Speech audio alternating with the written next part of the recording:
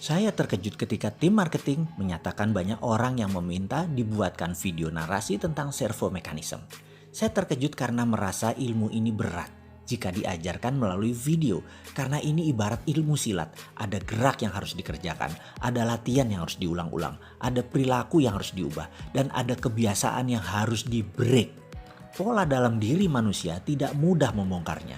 Kebiasaan tidak mudah mengubahnya. Kecenderungan-kecenderungan dalam tindakan seseorang tidak mudah menggantikannya. Karena itu sudah jadi pilihannya secara bawah sadar sistem dirinya.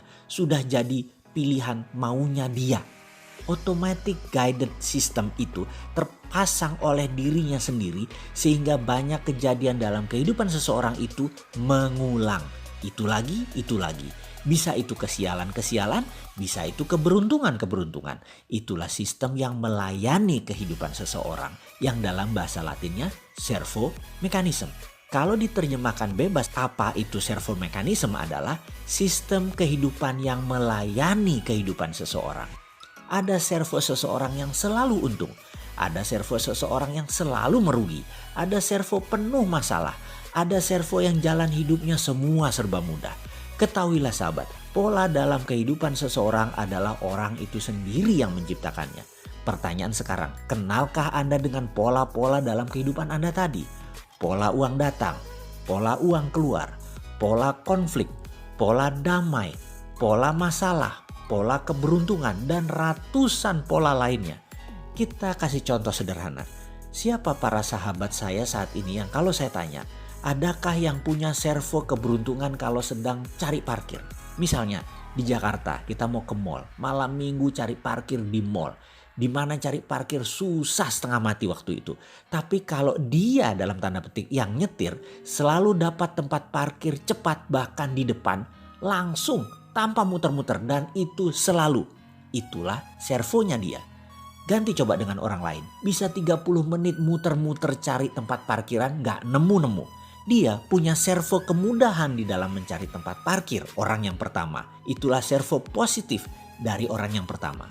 Sementara teman yang satu tadi yang 30 menit muter-muter di dalam mencari parkir di tempat ramai selalu dan begitu tersering dalam hidupnya. Itulah servo dirinya di dalam mencari tempat parkir. Dalam mencari nafkah, dalam mencari rezeki, di dalam berjodoh, relationship pertemanan, bermitra, membangun organisasi, membangun usaha, bersosialisasi, semua manusia dewasa punya servo mekanisme.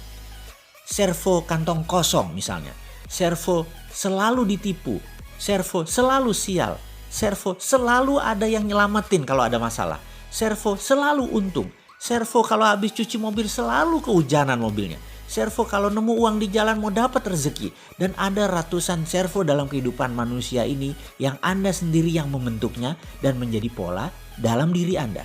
Pertanyaan sekarang, inginkah pola servo negatif Anda itu dihilangkan? Bagaimana meng-cancel servo negatif dan menjadikan pola baru yang positif yang menghasilkan kesehatan, menghasilkan kemakmuran, menghasilkan kebahagiaan? Mau kan? Inilah video naratif yang akan kita buka semua rahasia servo mekanisme tersebut. Di sini adalah tempat servo Anda diubah. Ubah jalan hidup Anda ke depan untuk menjadi yang terbaik sesuai dengan semua yang Anda impikan. Selamat hidup bersengaja. Selamat menikmati serial video narasi servo mekanisme. Ini hanya kata pengantar dari saya. Ada baiknya kita mulai yang ringan terlebih dahulu. Baik sahabat semua, ambil kertas dan catatlah sebanyak-banyaknya. 1 tahun ini uang datang ke Anda dari mana saja. Sekali lagi, ini adalah hanya mencatat uang datang. Uang masuk selama 1 tahun belakangan ini. Anda sendiri yang menentukan. Apakah selama tahun 2020 ini atau sejak awal tahun 2019 sampai sekarang? Boleh juga. Yang penting Anda rinci catatannya. Sekali lagi, hanya uang masuk. Bisa dikasih suami atau bisa dikasih istri. Bisa dari gaji. Bisa dikasih oleh orang tua. Dari bekerja. Jadi broker properti. Dapat uang tips. Dapat uang korupsi. Uang jabatan, uang pelicin, hasil bisnis usaha, dari mencuri, diberi, dapat waris, apapun uang tadi masuk, catatkan dalam selembar kertas. Sebanyak-banyaknya, serinci-rincinya, dan coba catat angkanya sedetil mungkin. Semakin Anda tepat detail rinci, maka pelajaran akan pola uang datang akan semakin mudah Anda kuasai, sehingga servo uang masuk akan kita ciptakan lebih banyak lagi. Sekali lagi, ambil kertas folio kosong, kalau perlu beberapa lembar, dan lakukan pencatatan atas uang datang ke Anda selama setahun ini. Penting untuk Anda mengeluarkan semua sedetil mungkin, karena nanti kita akan membuat pola uang datang jadi servo Anda semua yang berlimpah.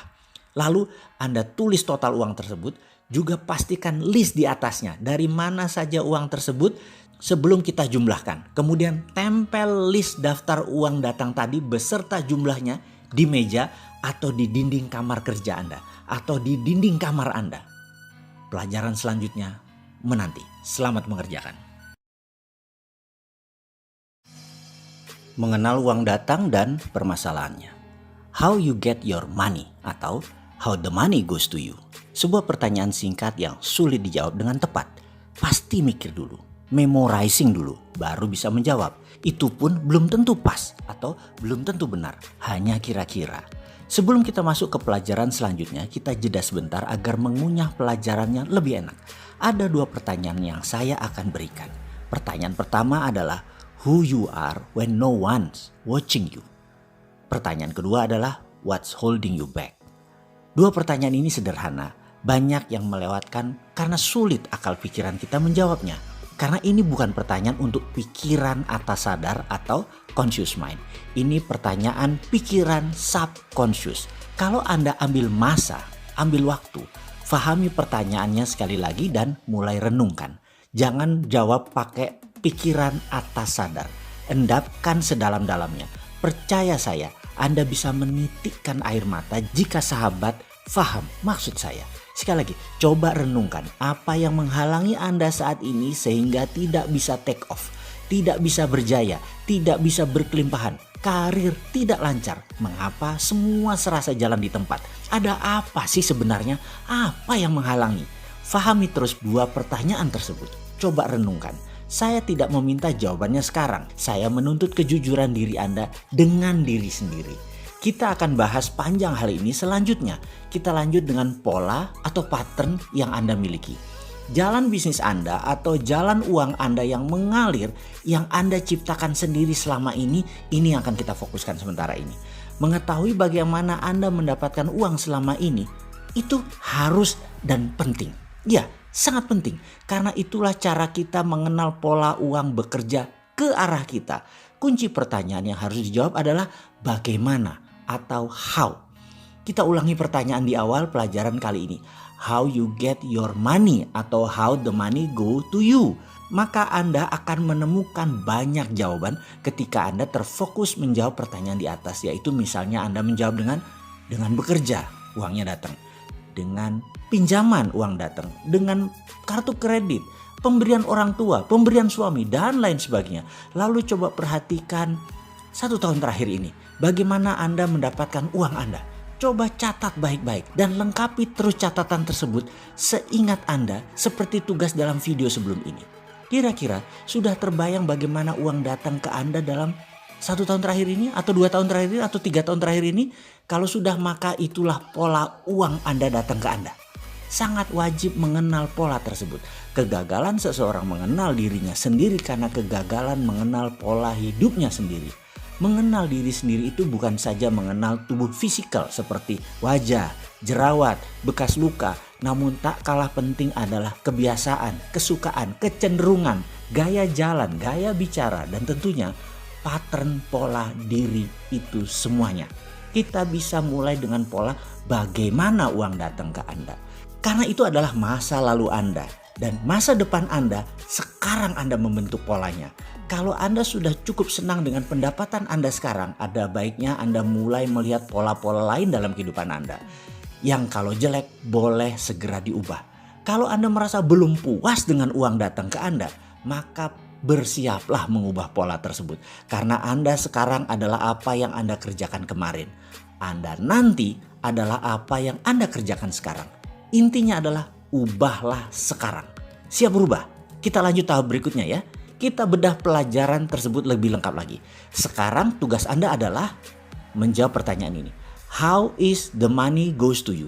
Coba di folder list dari daftar uang yang datang ke Anda 1 tahun ini atau 1,5 tahun ini yang menempel di dinding kamar Anda sekarang seperti dalam video sebelum ini. Lalu tugasnya adalah coba pisahkan uang masuk tadi berdasarkan foldernya, berdasarkan asalnya. Contoh misalnya, berapa yang dari keringat sendiri, berapa yang diberi atau dari orang lain, kemudian berapa dari hal yang tidak terduga. Anda buat 3 folder tadi, Anda kurungin misalnya yang warna merah adalah dari keringat sendiri, yang warna biru adalah dari orang lain, kemudian yang warna kuning adalah yang tak terduga. Coba Anda folder. Selamat mengerjakan. Siapakah Anda sebenarnya atau who you are when no one watching you? Di dalam tugas video ini ke depan, Anda akan mendapat tugas untuk menjawab pertanyaan lain lagi, yaitu betapa pentingnya mengenal who you are atau siapa diri kita, apa kekuatan kita, apa kelemahan kita, bagaimana kecenderungan kita mengambil keputusan dan bertindak.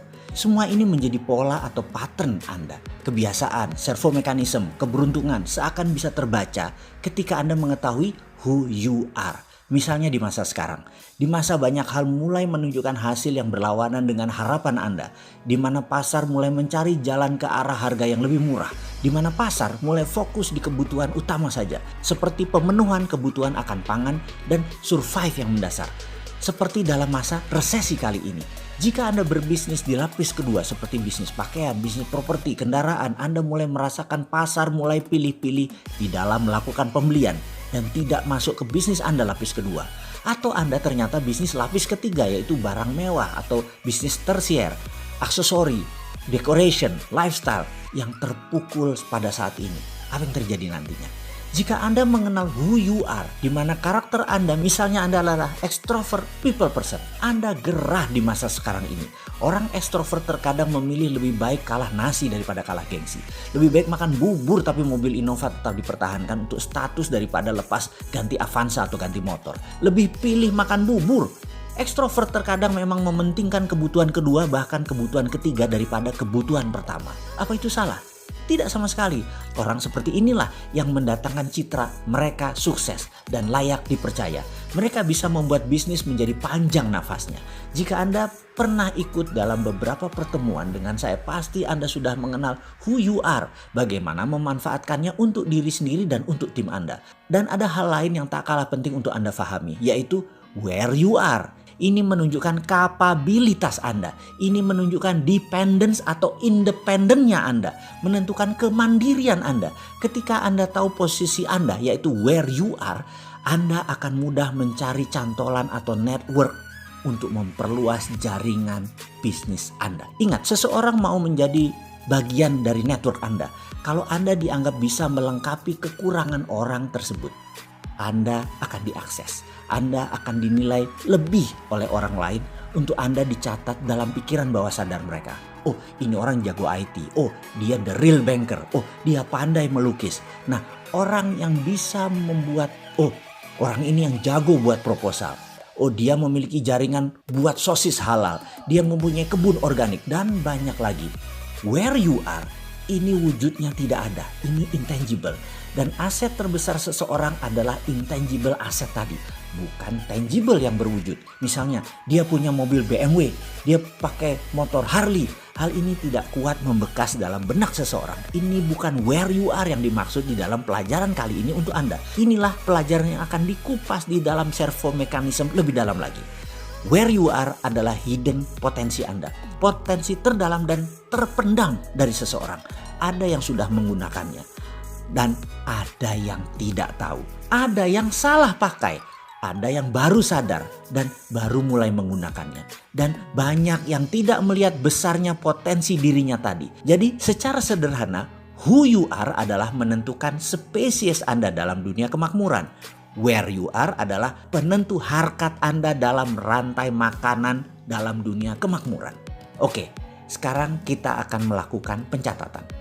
Coba Anda ambil waktu sebentar untuk merenung ke dalam diri. Kenali Anda lebih dalam lagi.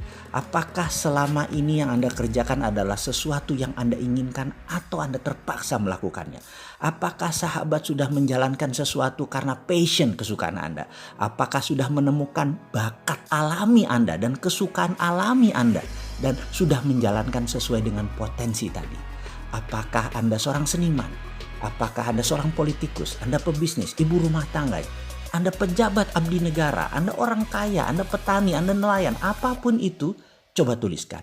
Dan Anda wajib menemukan satu kata, who you really are when no one watching you.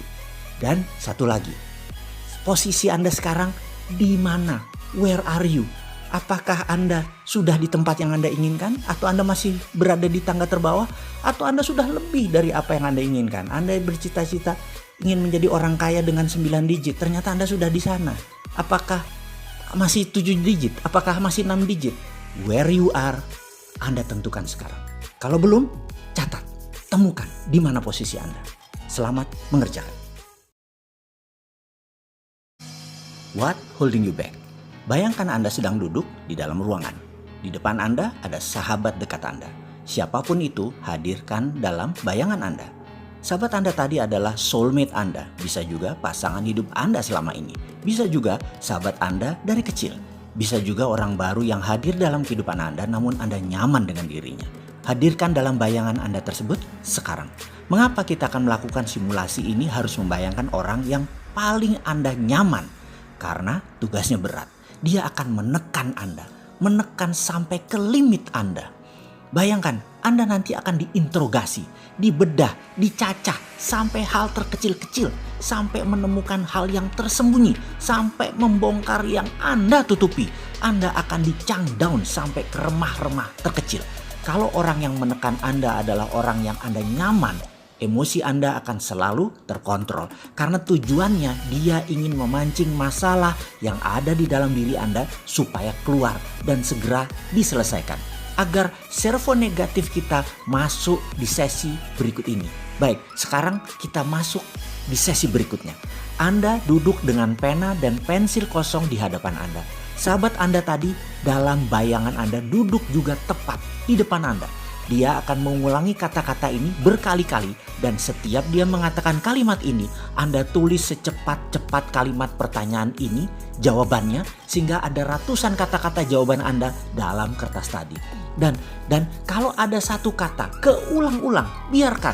Ulangi lagi. Ternyata ada yang baru lagi. Segera tuliskan. Kalimat itu adalah apa yang menghalangi Anda. Kalimatnya seperti begini.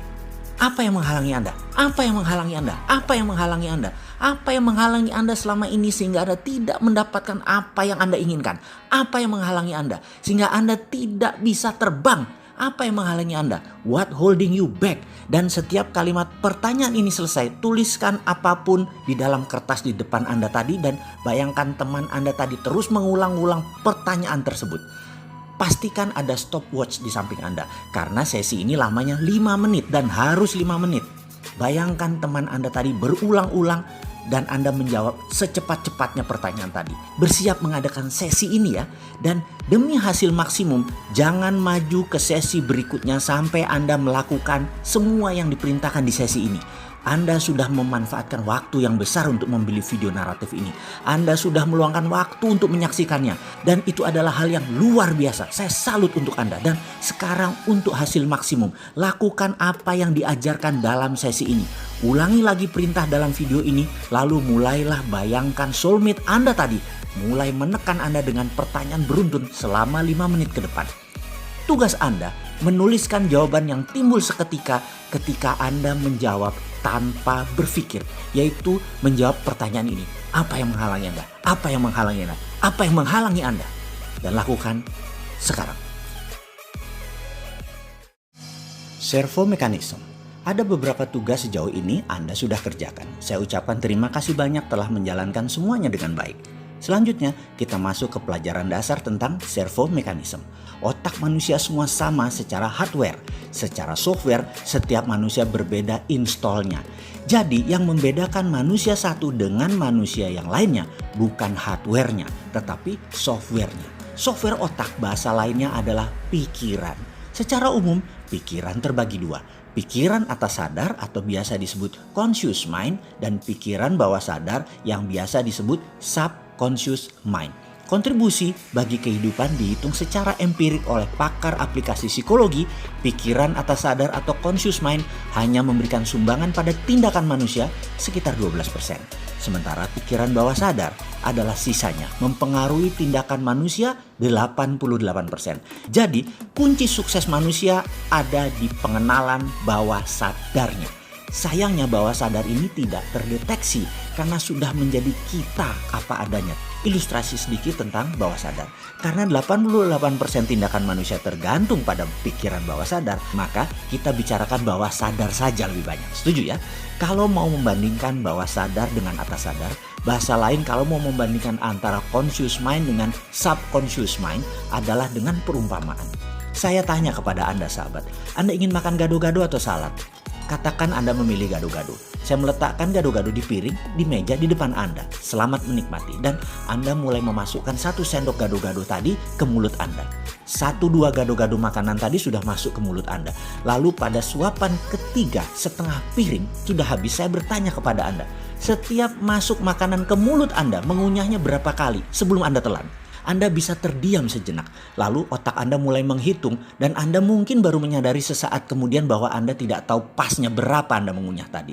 Lalu Anda mulai menghitung dengan masukkan makanan ke mulut Anda dan Anda mulai menghitung. Barulah Anda tahu bahwa Anda mengunyah sekitar 4-5 kali baru Anda menelan. Itulah bawah sadar seseorang yang mengendalikannya. Orang lain ada yang 6-8 kali mengunyah baru menelan.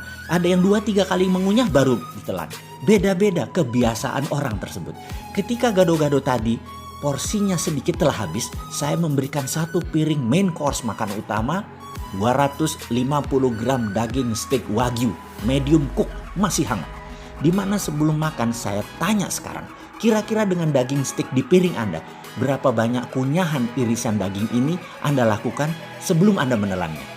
Anda tadi menghitung 4-5 kali karena daging yang Anda makan, logika Anda mulai bermain. Maka Anda menjawab 7-8 kali kunyah kali baru menelan karena lebih keras. Tapi apa yang terjadi? Ketika irisan daging steak tadi masuk ke mulut Anda, ternyata tidak satu pun kunyahannya lebih banyak dari apa yang Anda lakukan dari makanan sebelumnya. Sama saja, yaitu 4-5 kali kunyah, telan. Ingat, 88% kehidupan manusia tergantung pada pikiran bawah sadar Anda, pada subconscious mind Anda. Bisa dibayangkan kalau biasa mengunyah 3-4 kali lalu dikasih steak, maka daging belum hancur sudah dikirim ke lambung Anda. Apa yang terjadi dengan lambung Anda? Pasti bekerja lebih keras. Pasti tidak efektif sari makanan masuk ke sistem penyerapan di ususnya. Karena manusia bukan karnivora murni seperti orang Timur Tengah atau American Cowboy yang memang kunyahannya lebih banyak. Karena meat eater adalah kebiasaan mereka. Gado-gado atau salad hanya pelengkap bagi mereka. Kunyahan yang lebih banyak menyehatkan lambung. Orang Barat dan Timur Tengah punya kebiasaan mengunyah 2 kali lebih banyak daripada orang Asia Tenggara khususnya. Itulah kebiasaan yang sudah terpatri dalam subconscious seseorang.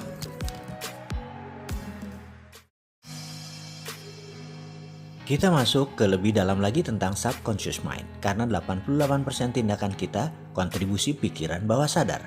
Kita wajib mengenal apa itu pikiran bawah sadar dan bagaimana program software terpasang pada pikiran bawah sadar kita. Ketika manusia baru lahir, di belahan bumi manapun manusia itu lahir, dari suku apapun dan dari tingkat strata ekonomi keluarga level apapun, dari tingkat strata ilmu pengetahuan keluarga dari level apapun, sang jabang bayi softwarenya masih kosong. Disinilah 5 tahun pertama manusia diinstal kebenaran dalam tanda petik versi lingkungan dan orang tuanya yang akan dia bawa sepanjang hidupnya. Kita bahas lebih rinci sedikit tentang pikiran sang anak. Seorang anak terlahir di dunia tanpa merasa takut, kecuali rasa takut akan gelap dan rasa takut akan suara keras. Semua ketakutan yang lain pasti dipelajarinya ketika dia tumbuh menjadi dewasa. Lama kita tidak membicarakan mengenai ilmu aplikasi psikologi ini. Sesekali menyambar ilmu ini boleh ya. Mungkin ada manfaatnya dalam saya mengingatkan diri saya sendiri dan Anda sahabat yang membutuhkannya. Ini bukan ilmu canggih, ini hanya pengetahuan sederhana. Kali ini kita membahas tentang rasa takut. Rasa takut itu sangat dominan di dalam mempengaruhi orang lain. Dalam bahasa kerennya, fear factors. Dunia advertising, dunia politik, dunia bisnis mengeksploiti rasa takut ini menjadi komoditas dalam tanda petik belanja. Ketakutan akan kelangkaan barang, ketakutan akan keterbatasan membuat perilaku menumpuk barang, dan ini terjadi di dalam semua orang, terutama para wanita yang terus dieksploiti rasa takutnya ini. Saya beri contoh bahwa iklan yang paling efektif di kelas retail adalah yang mengeksploitir rasa takut. Misalnya, iklan pasta gigi dari merek ternama menceritakan akan kuman jahat yang akan menggerogoti gigi sang anak. Dan ini diulang-ulangi, ditakut-takuti walau terlihat sains. Lalu pasta gigi ini solusinya bagi para ibu. Dan percaya saya, mayoritas wanita kebeli dengan iklan itu. Kita lanjut tentang pelajaran mengeksploitir rasa takut sebentar lagi setelah memahami keilmuan takut ini. Dua rasa takut utama yang biasa berkembang dalam diri kita semua adalah takut akan kegagalan, takut akan kekalahan, dan terus berkembang menjadi rasa takut akan kritik dan penolakan. Kita mulai belajar merasa takut pada kegagalan ketika kita secara terus-menerus dikritik dan dihukum saat mencoba sesuatu yang baru atau sesuatu yang berbeda. Kita dibentak dan kita dilarang-larang. Jangan, jauh-jauh dari sana, hentikan, letakkan. Hukuman fisik dan tidak ditunjukkannya rasa cinta, ancaman-ancaman yang dilontarkan yang membuat Anda merasa takut dan tidak aman seringkali mengiringi hentakan dan kritik-kritik seperti ini. Inilah muasal terbanyak rasa takut tadi tumbuh di benak manusia. Dengan segera kita akan percaya bahwa kita terlalu kecil, terlalu lemah, tidak kompeten, tidak cukup pandai, dan tidak mampu untuk melakukan segala sesuatu yang baru atau berbeda dengan yang lain. Manusia yang ditekan tersebut kemudian akan mengekspresikan perasaan ini dengan kata-kata, saya memang tidak mampu, saya tidak mampu, saya tidak mampu. Setiap saat dia berpikir untuk melakukan sesuatu yang baru atau menantang. Reaksi otomatis dalam dirinya biasanya merupakan perasaan takut, gemetaran, dan perutnya mulai bergolak, tidak enak. Reaksi ini akan persis sama dengan ketika pantatnya ditampar oleh orang tuanya dulu. Lalu dia berkata, saya tidak mampu, saya tidak mampu. Itulah subconscious memprogram dirinya menjadi seseorang yang tidak berkemampuan. Rasa takut akan kegagalan adalah penyebab utama dari kegagalan yang terjadi pada masa dewasanya nanti. Sebagai akibat dari kritik destruktif yang sering seseorang terima pada masa kecil. Kemudian dirinya menjadi seorang dewasa yang cenderung tidak berani melakukan banyak hal. Orang tersebut tidak mampu menunjukkan seluruh potensi dirinya yang dimilikinya secara maksimal. Orang tersebut akan berhenti bahkan sebelum dia memulai mengerjakan sesuatu untuk pertama kalinya.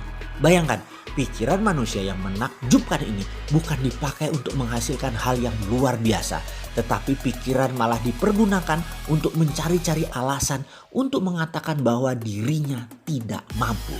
Dengan demikian, apapun yang diinginkannya tidak mungkin didapat, tidak mungkin diperoleh. Kita merenung sebentar, melihat diri kita. Sudahkah kita benar dalam tanda petik mendidik anak kita dengan kritik destruktif atau nasihat dengan sapaan lembut yang membangun? Apakah dulu dalam menerima didikan kita dibentak, kita dihardik, kita dimaki baik oleh lingkungan ataupun oleh keluarga, dan kita memilih menerimanya? Atau kita sekarang memilih melepasnya atau tidak menggenggamnya lagi sehingga tidak mempengaruhi apapun pikiran kita saat ini? Kita pikirannya tetap bersih atau masih membekas sehingga kita didominasi oleh driven fear rasa takut ini. Faktor inilah yang membentuk 5 tahun pertama kehidupan manusia. Saya tidak akan bertanya di level mana Anda berada. Apakah keluarga penuh cinta? Apakah keluarga penuh persaingan? Apakah keluarga penuh curiga? Apakah keluarga penuh makian? Apapun itu kita tidak bahas dalam video ini. Anda yang merenung, karena apapun itu akan masuk di bawah sadar Anda masing-masing dan jadi sistem di dalam diri Anda. Jadi tugas berikutnya adalah Anda merenung. Anda lihat, Anda catat. Apapun yang jelek tadi, percaya saya, ke depan kita ubah. Bagaimana software diinstal dalam pikiran bawah sadar? Video sebelum ini adalah menjelaskan bagaimana software terpasang karena lingkungan, karena orang tua, Dan ada baiknya saya berikan satu contoh lagi bagaimana pikiran itu diinstal. Mengapa penting saya memberikan penjelasan yang banyak ini dan panjang ini? Karena apapun yang bisa dipasang bisa dibongkar. Jadi ketika Anda merasa installmentnya jelek, Anda ubah. Kalau Anda merasa tidak ada softwarenya, maka ada baiknya kita pasang softwarenya sesuai apa yang Anda butuhkan. Cara pasang orang tua ke anak kita beri contoh dalam ilustrasi. Saya tanya kepada sahabat semua yang wanita sekarang.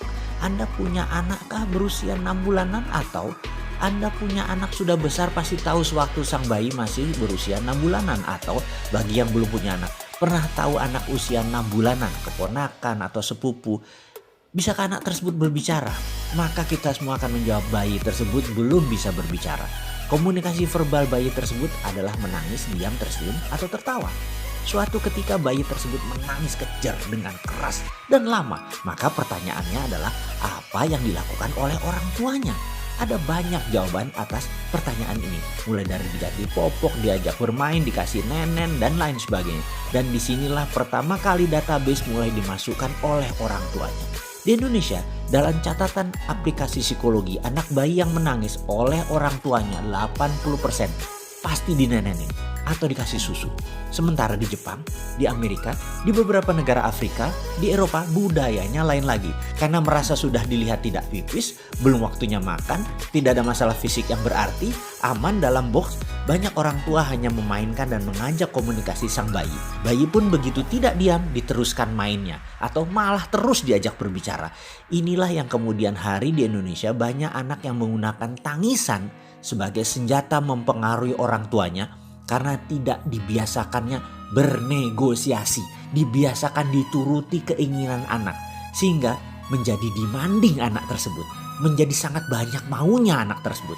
Ada lagi yang harus diperhatikan, ada software lain yang dipasang oleh orang tua pada sang anak dengan ngegampangin, dengan nenenin tadi. Pertanyaan, mengapa bayi tadi menangis? Kita bahas satu persatu kemungkinannya. Karena lapar, karena kepanasan, karena kedinginan, karena pipis, tidak nyaman, kesepian, atau mau main, dan lain sebagainya. Intinya karena komunikasi belum banyak, vocabulary-nya masih belum banyak, maka pilihan dia adalah menangis. Sekali lagi, menangis karena ada masalah. Ini kita kunci dulu dengan satu huruf kapital. Ada masalah. Disinilah software orang tua pasang di anak dalam bahasa pemrograman. Kalau diibaratkan otak manusia adalah komputer. Di mana orang tua tadi 80% nenenin anak tersebut terlepas dari masalahnya apa yang terjadi. Pukul rata saja. Inilah program yang dipasang oleh orang tuanya. Nah, kalau ada masalah dalam hidupmu, masukkan sesuatu ke mulutmu. Software ini dipasang pada pikiran bawah sadar sang anak sampai dewasa. Di mana setiap ada masalah dalam kehidupannya, mulailah dia memasukkan sesuatu ke mulutnya. Baik itu makanan, minuman, merokok, gigit jari, gigit pensil, apapun masuk ke mulut untuk tenang. Seperti nenenan sang ibu. Tidak heran masalah memasukkan ke mulut tadi makanan yang terbanyak.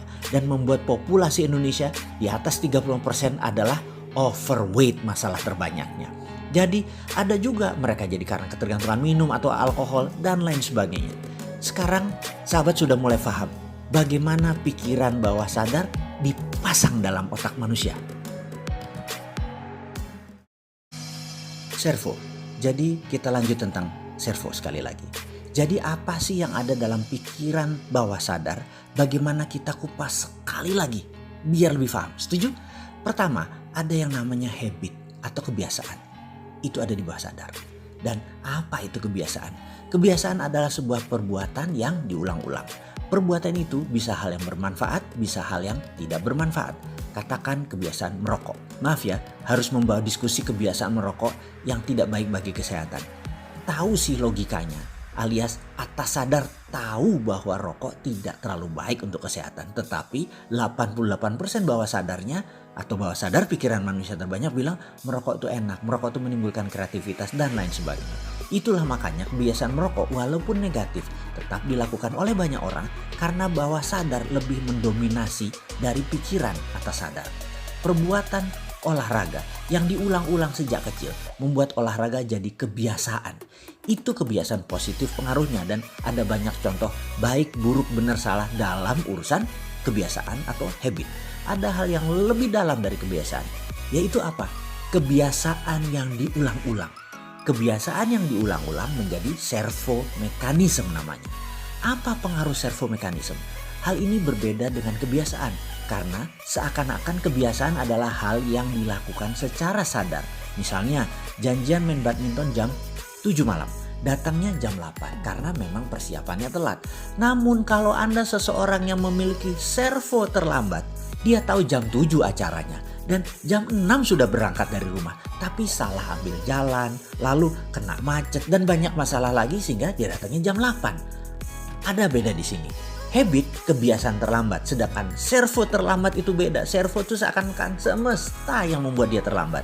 Jadi bedanya habit terlambat sengaja dilambat-lambatan. Sekali lagi, kalau servo terlambat maka seakan-akan semesta yang membuatnya terlambat. Ini harus perlahan dipelajarinya tentang servo mekanisme ini. Servo ini kalau kita tidak tahu kita memiliki servo apa, maka hal yang terjadi berulang-ulang dalam hidup kita seakan-akan bukan kita yang melakukannya, tapi semesta yang mengaturnya.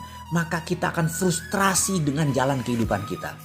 Kuncinya adalah kenali servo Anda. Servo mekanisme ini membuat kehidupan seseorang jalan di tempat atau dikenal dengan sebutan rat race. Tikus yang berlari di bulatan di sangkarnya. Dia hanya lari di tempat. Maksudnya banyak manusia mendapat kesialan di tempat itu-itu saja. Kegagalan di tempat itu-itu aja. Dan hal-hal yang berulang-ulang itu adalah servonya dia. Misalnya pembantunya kalau lebaran pulang kampung pasti gak balik ke rumah. Sehingga dia tidak pernah punya pembantu lama. Alasannya macam-macam. Ada yang pindah kerja, ada yang nikah, ada yang merawat orang tuanya, ada yang dapat kerja di kampungnya. Banyak lagi alasannya, namun intinya servo si nyonya memang gak pernah bisa punya pembantu lama. Kita perdalam sekali lagi pemahaman. Kemudian gimana kalau kita buat sesuatu yang baru? Misalnya gajinya dinaikin lebih mahal daripada gaji pembantu yang lain. Apakah begitu pulang lebaran dia balik? Lihat, kalau servonya memang pembantu tersebut tidak pulang, ada aja untuk membuat alasan pembantu tidak pulang. Bahkan dikasih fasilitas yang sama, makan yang sama dengan ownernya atau tuannya. Kemudian dikasih fasilitas seperti TV dan lain sebagainya. Tapi ada aja alasannya. Jadi ini yang harus difahami bahwa servo itu tidak ada hubungannya dengan apa yang dilakukan. Tetapi program bawah sadarnya yang harus dibenarkan. Kita lanjut ya, kita perdalam lagi pemahamannya. Ada orang yang servonya pindah kerja. Setiap 2 tahun pindah kerja. Sudah 4 kali. Dan ini yang kelima. Yang pertama perusahaannya tutup. Berikutnya ribut dengan atasan. Berikutnya dibajak, di-hijack ke tempat yang lain. Berikutnya difitnah menggelapkan uang. Intinya setiap tahun kedua bekerja. Ada aja masalah mulai timbul menggerogoti dirinya sehingga dia harus pindah. Ada servo yang lain lagi. Yaitu servo kantong kosong. Kalau tadi servo pindah kerja. Kalau yang awal adalah servo nggak punya pembantu lama ya. Sekarang kita lanjut ke servo kantong kosong. Seseorang ini seakan-akan tidak bisa menabung. Misalnya dia bekerja sebagai pegawai, gajinya cukup untuk bayar kos-kosan. Lalu pangkatnya naik 2 tahun kemudian, gajinya naik. Lalu pindah kosan yang dekat kantor yang lebih mahal. Karena pekerjaan kantor menumpuk, lebih enak tinggal yang di dekat kantor.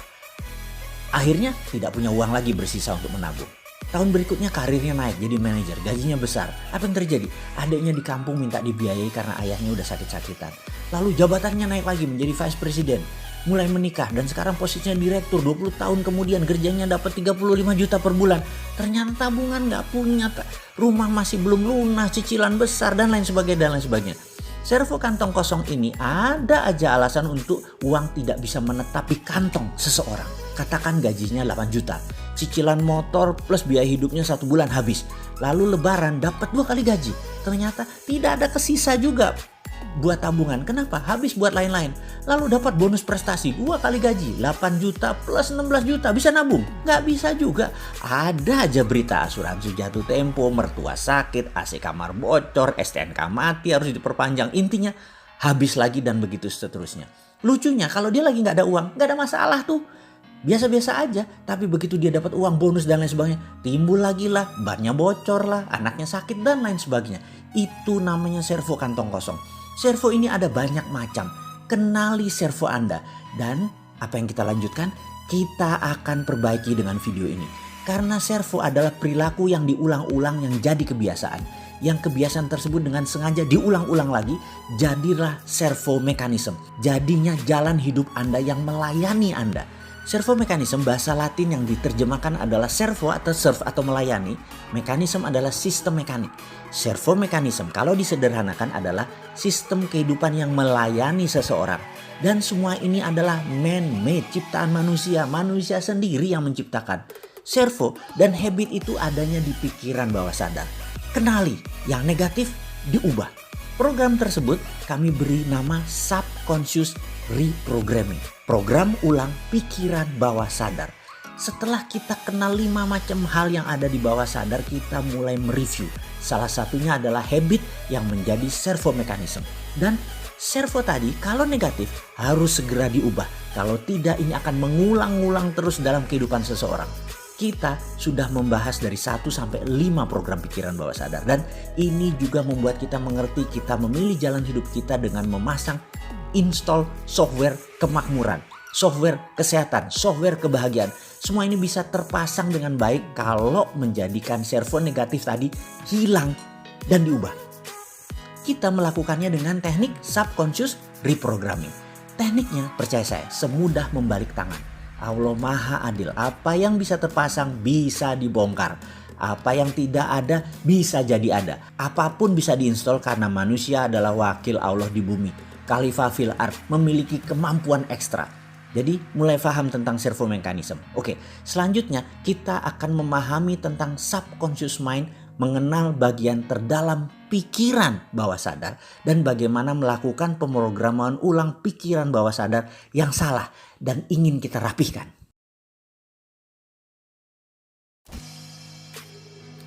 Kita bicara pola dalam diri. Kita perhatikan diri sendiri dan orang sekitaran kita.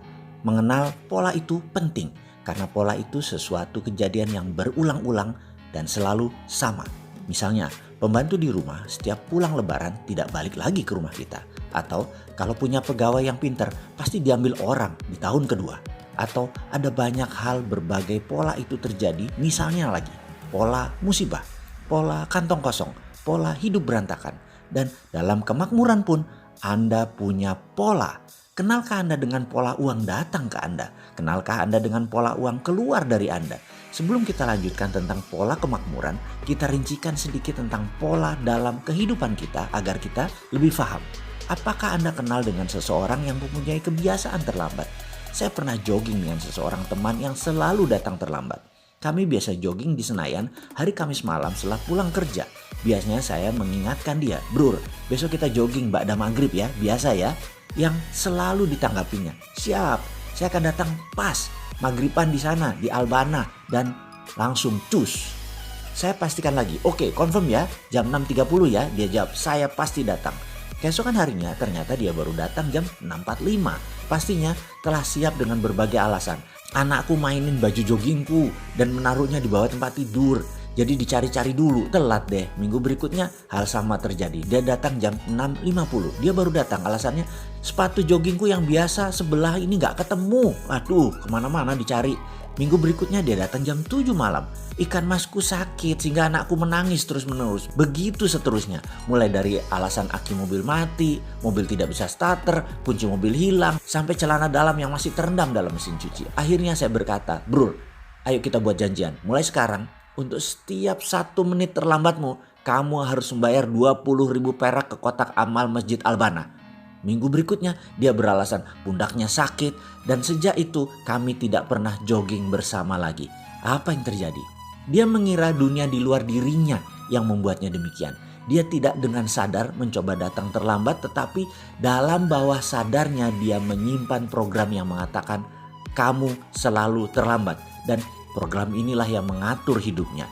Bahkan jika dia secara kebetulan berangkat lebih awal dan ingat bahwa dia mempunyai target untuk datang tepat waktu, ternyata program bawah sadarnya akan membantunya mencari pohon yang bisa ditabrak atau jalan yang tak dikenal yang bisa menyesatkannya. Setelah itu dia akan menarik nafas dalam-dalam dan berkata, "Beginilah saya selalu terlambat." Oke, sekarang mulai paham dengan pola-pola yang ada dalam diri seseorang atau bahkan kenal dengan pola diri kita sendiri. Semua ini dalam tanda petik kita yang menciptakan. Sekarang tugas Anda sahabat, Coba perhatikan apa yang mengulang dan selalu terjadi dalam diri Anda. Catatlah. Jangan lanjutkan sebelum tugas ini dikerjakan, setidaknya menemukan satu hal yang berulang dalam diri Anda. Baik hal itu negatif atau hal itu positif. Catat semua servo Anda. Karena ke depan sekali lagi, yang negatif akan kita ubah, yang positif akan kita perbanyak. Lakukan tugas ini sebelum melanjutkan video selanjutnya. Tugasnya sekali lagi, servo saya adalah, temukan segera. Conscious competence atau kesadaran berkemampuan. Kita sekarang membicarakan hal yang sederhana sedikit atau melompat sedikit dulu. Masalah dengan berpikir benar. Kok bisa membuat orang menjadi kaya raya? Berpikir dan bertindak seperti apa yang bisa membuat kaya? Menjawab pertanyaan seperti ini memang harus rinci menjelaskannya, juga harus memberi contoh serta pengalaman. Contoh saja membuat mengerti, tapi tidak merubah apapun. Conscious tetap incompetence. Pikirannya tetap tidak berkemampuan. Maju setahap sih, dari unconscious menjadi conscious. Dari belum sadar menjadi sadar. Tapi nggak ada bedanya karena keduanya tetap incompetence. Kita masih belum berkemampuan. Menjadi conscious dan competence, ini poin diskusi kali ini. Menjadi competence dan berkemampuan untuk makmur. Tugas pertama adalah bagaimana prosperity conscious atau software kaya jika ingin dipasang sistemnya dalam pikiran kita. Maka permasalahan atau keadaan tersebut harus diubah bentuknya atau diubah objeknya. Saya secara pribadi, coach Anda kali ini harus mampu membuat isi kepala sahabat semua untuk saya bisa pasang objeknya. Ini lebih dari visual. Oke, agak sulit menerima informasi ini. Saya ceritakan dalam bentuk lain dengan contoh. Seorang perokok. Baik, saya ini tidak pernah mengatakan bahwa perokok itu buruk. Saya selalu bilang merokok itu baik, tetapi tidak merokok itu lebih baik.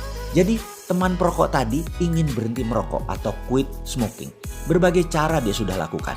Dia sudah menggunakan banyak metode, tapi ternyata kalau lagi stres atau dia lagi cari ide atau dia sehabis makan selalu merokok. Maka saya sebagai orang yang diminta untuk menghilangkan kebiasaan merokok tersebut harus melakukan dalam tanda petik mengubah objek dalam pikirannya. Mengubah database yang ada di otaknya. Sekarang objek dalam pikirannya adalah merokok itu menyenangkan, merokok itu nikmat rasanya, dan lain sebagainya. Maka saya mengubahnya dengan memberi objek baru dalam pikirannya. Saya duduk di depannya, saya bawa 2 slof rokok favoritnya, 24 bungkus rokok. Saya duduk bersamanya dan setiap batang rokoknya habis, saya akan nyalakan lagi rokok berikutnya dan diberikan kepadanya. Ketika memasuki bungkus ketiga, dadanya mulai sesak. Dan apa yang saya lakukan? Saya paksa terus dia menghisap rokok tersebut sampai 6 jam. Sampai 1 slof habis tanpa jeda. Nangis, pedih, sakit, dadanya sesak, sebel, segala macam rasa masuk bercampur. Dan saya tidak peduli apapun pendapatnya tentang apa yang saya lakukan tadi. Mau dia bilang sadis, mau dia bilang sontoloyo, mau bilang kejam. Sampai dia nggak bisa nafas. Entah bungkus keberapa, kita terus jejekin, kita terus beri dia rokok. Di saat itu berhenti proses ubah proyeknya. Begitu dia sudah muak, berhenti sudah proses mengubah proyeknya. Di sini teman kita tadi sudah punya objek baru. Merokok itu nggak enak, merokok itu bikin sesak, merokok itu bikin sakit dan sangat traumatis merokok itu. Dan dia pun berhenti merokok. Pasti di sini pertaruhannya. Kalau dia balik merokok itu mentor abal-abal. Dan ini adalah seni keterampilan merubah sesuatu menjadi objek baru. Keterampilan ini adalah merubah sesuatu menjadi objek yang baru. Tekniknya dikenal dengan nama Progressive Object Experience Technique.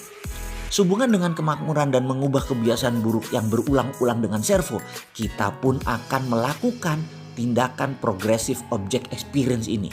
Kita akan segera mempraktekkan Progressive Experience ini dengan belajar berimajinasi. Itu yang pertama dulu adalah Projected Imaginary, membayangkan sebuah project, dan kita akan mulai pelajaran yang lebih dalam, merubah servo negatif. Sekarang tugasnya cuma satu. Anda temukan peaceful place Anda. Bayangkan dalam pikiran Anda sekarang. Temukan peaceful place Anda. Tempat kedamaian. Bisa di masjid, bisa di gereja, bisa di tempat ibadah, bisa di sajadah, bisa di Mekah, bisa di gunung, bisa di pantai, bisa di rumah, bisa di tempat tidur. Apapun. Tugas Anda cuma satu. Temukan peaceful place Anda dalam imajinasi Anda. lakukan sekarang. Level kompetisinya ada di mana? Semua pasti pernah mendengar atau mengetahui apa itu kompetensi. Kompetensi adalah kemampuan dan keterampilan seseorang dalam bidang tertentu. Pada setiap bidangnya, kompetensi kita selaku individu berbeda-beda. Dan sebagaimana kita ketahui bahwa kompetensi itu ada 4 level, ada 4 tingkatan, ada 4 strata. 4 tingkatan kompetensi yang saya maksud dalam video kali ini adalah kompetensi yang digabungkan dengan tingkat kesadaran. Dan mengapa kita mendiskusikan dari sisi kesadaran ini? Karena tanpa kesadaran atau awareness tidak akan ada perubahan. Consciousness, kesadaranlah awal dari perubahan. Karena itu dalam bahasa kerennya ada istilah ABC.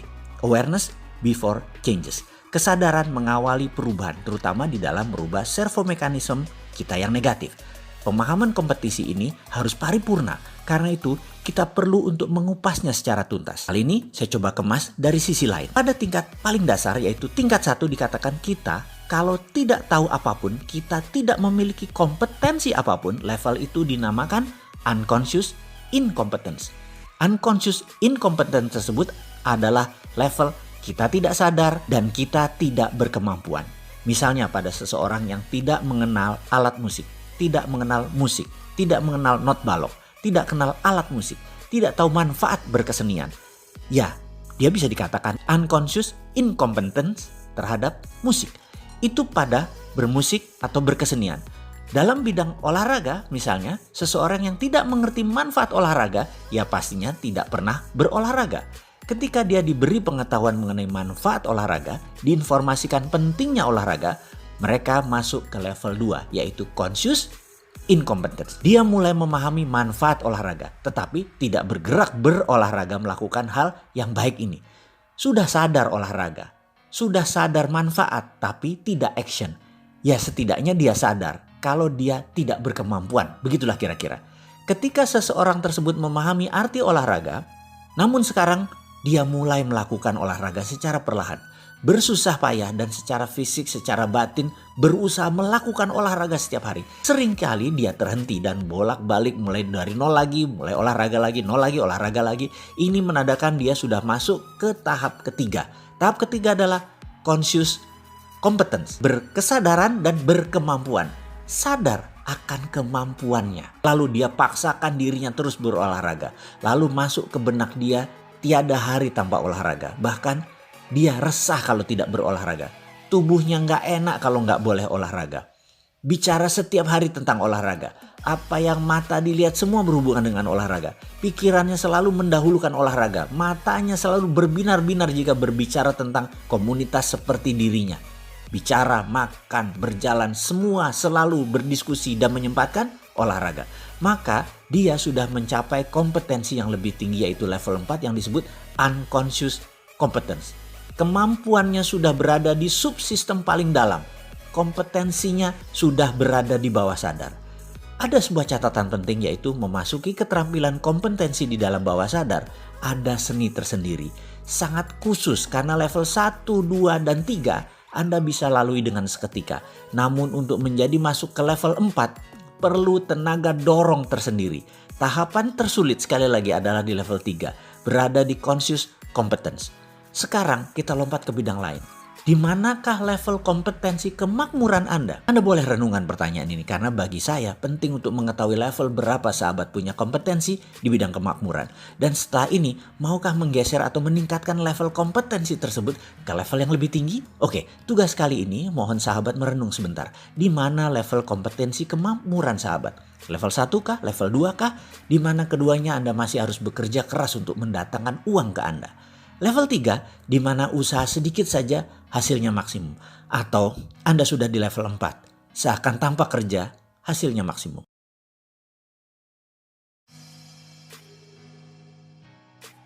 Istilah servomekanisme sebenarnya lebih dikenal di dunia teknik, yaitu suatu proses loop tertutup untuk mengkoreksi proses secara terus-menerus agar tetap dapat menuju target yang telah ditetapkan.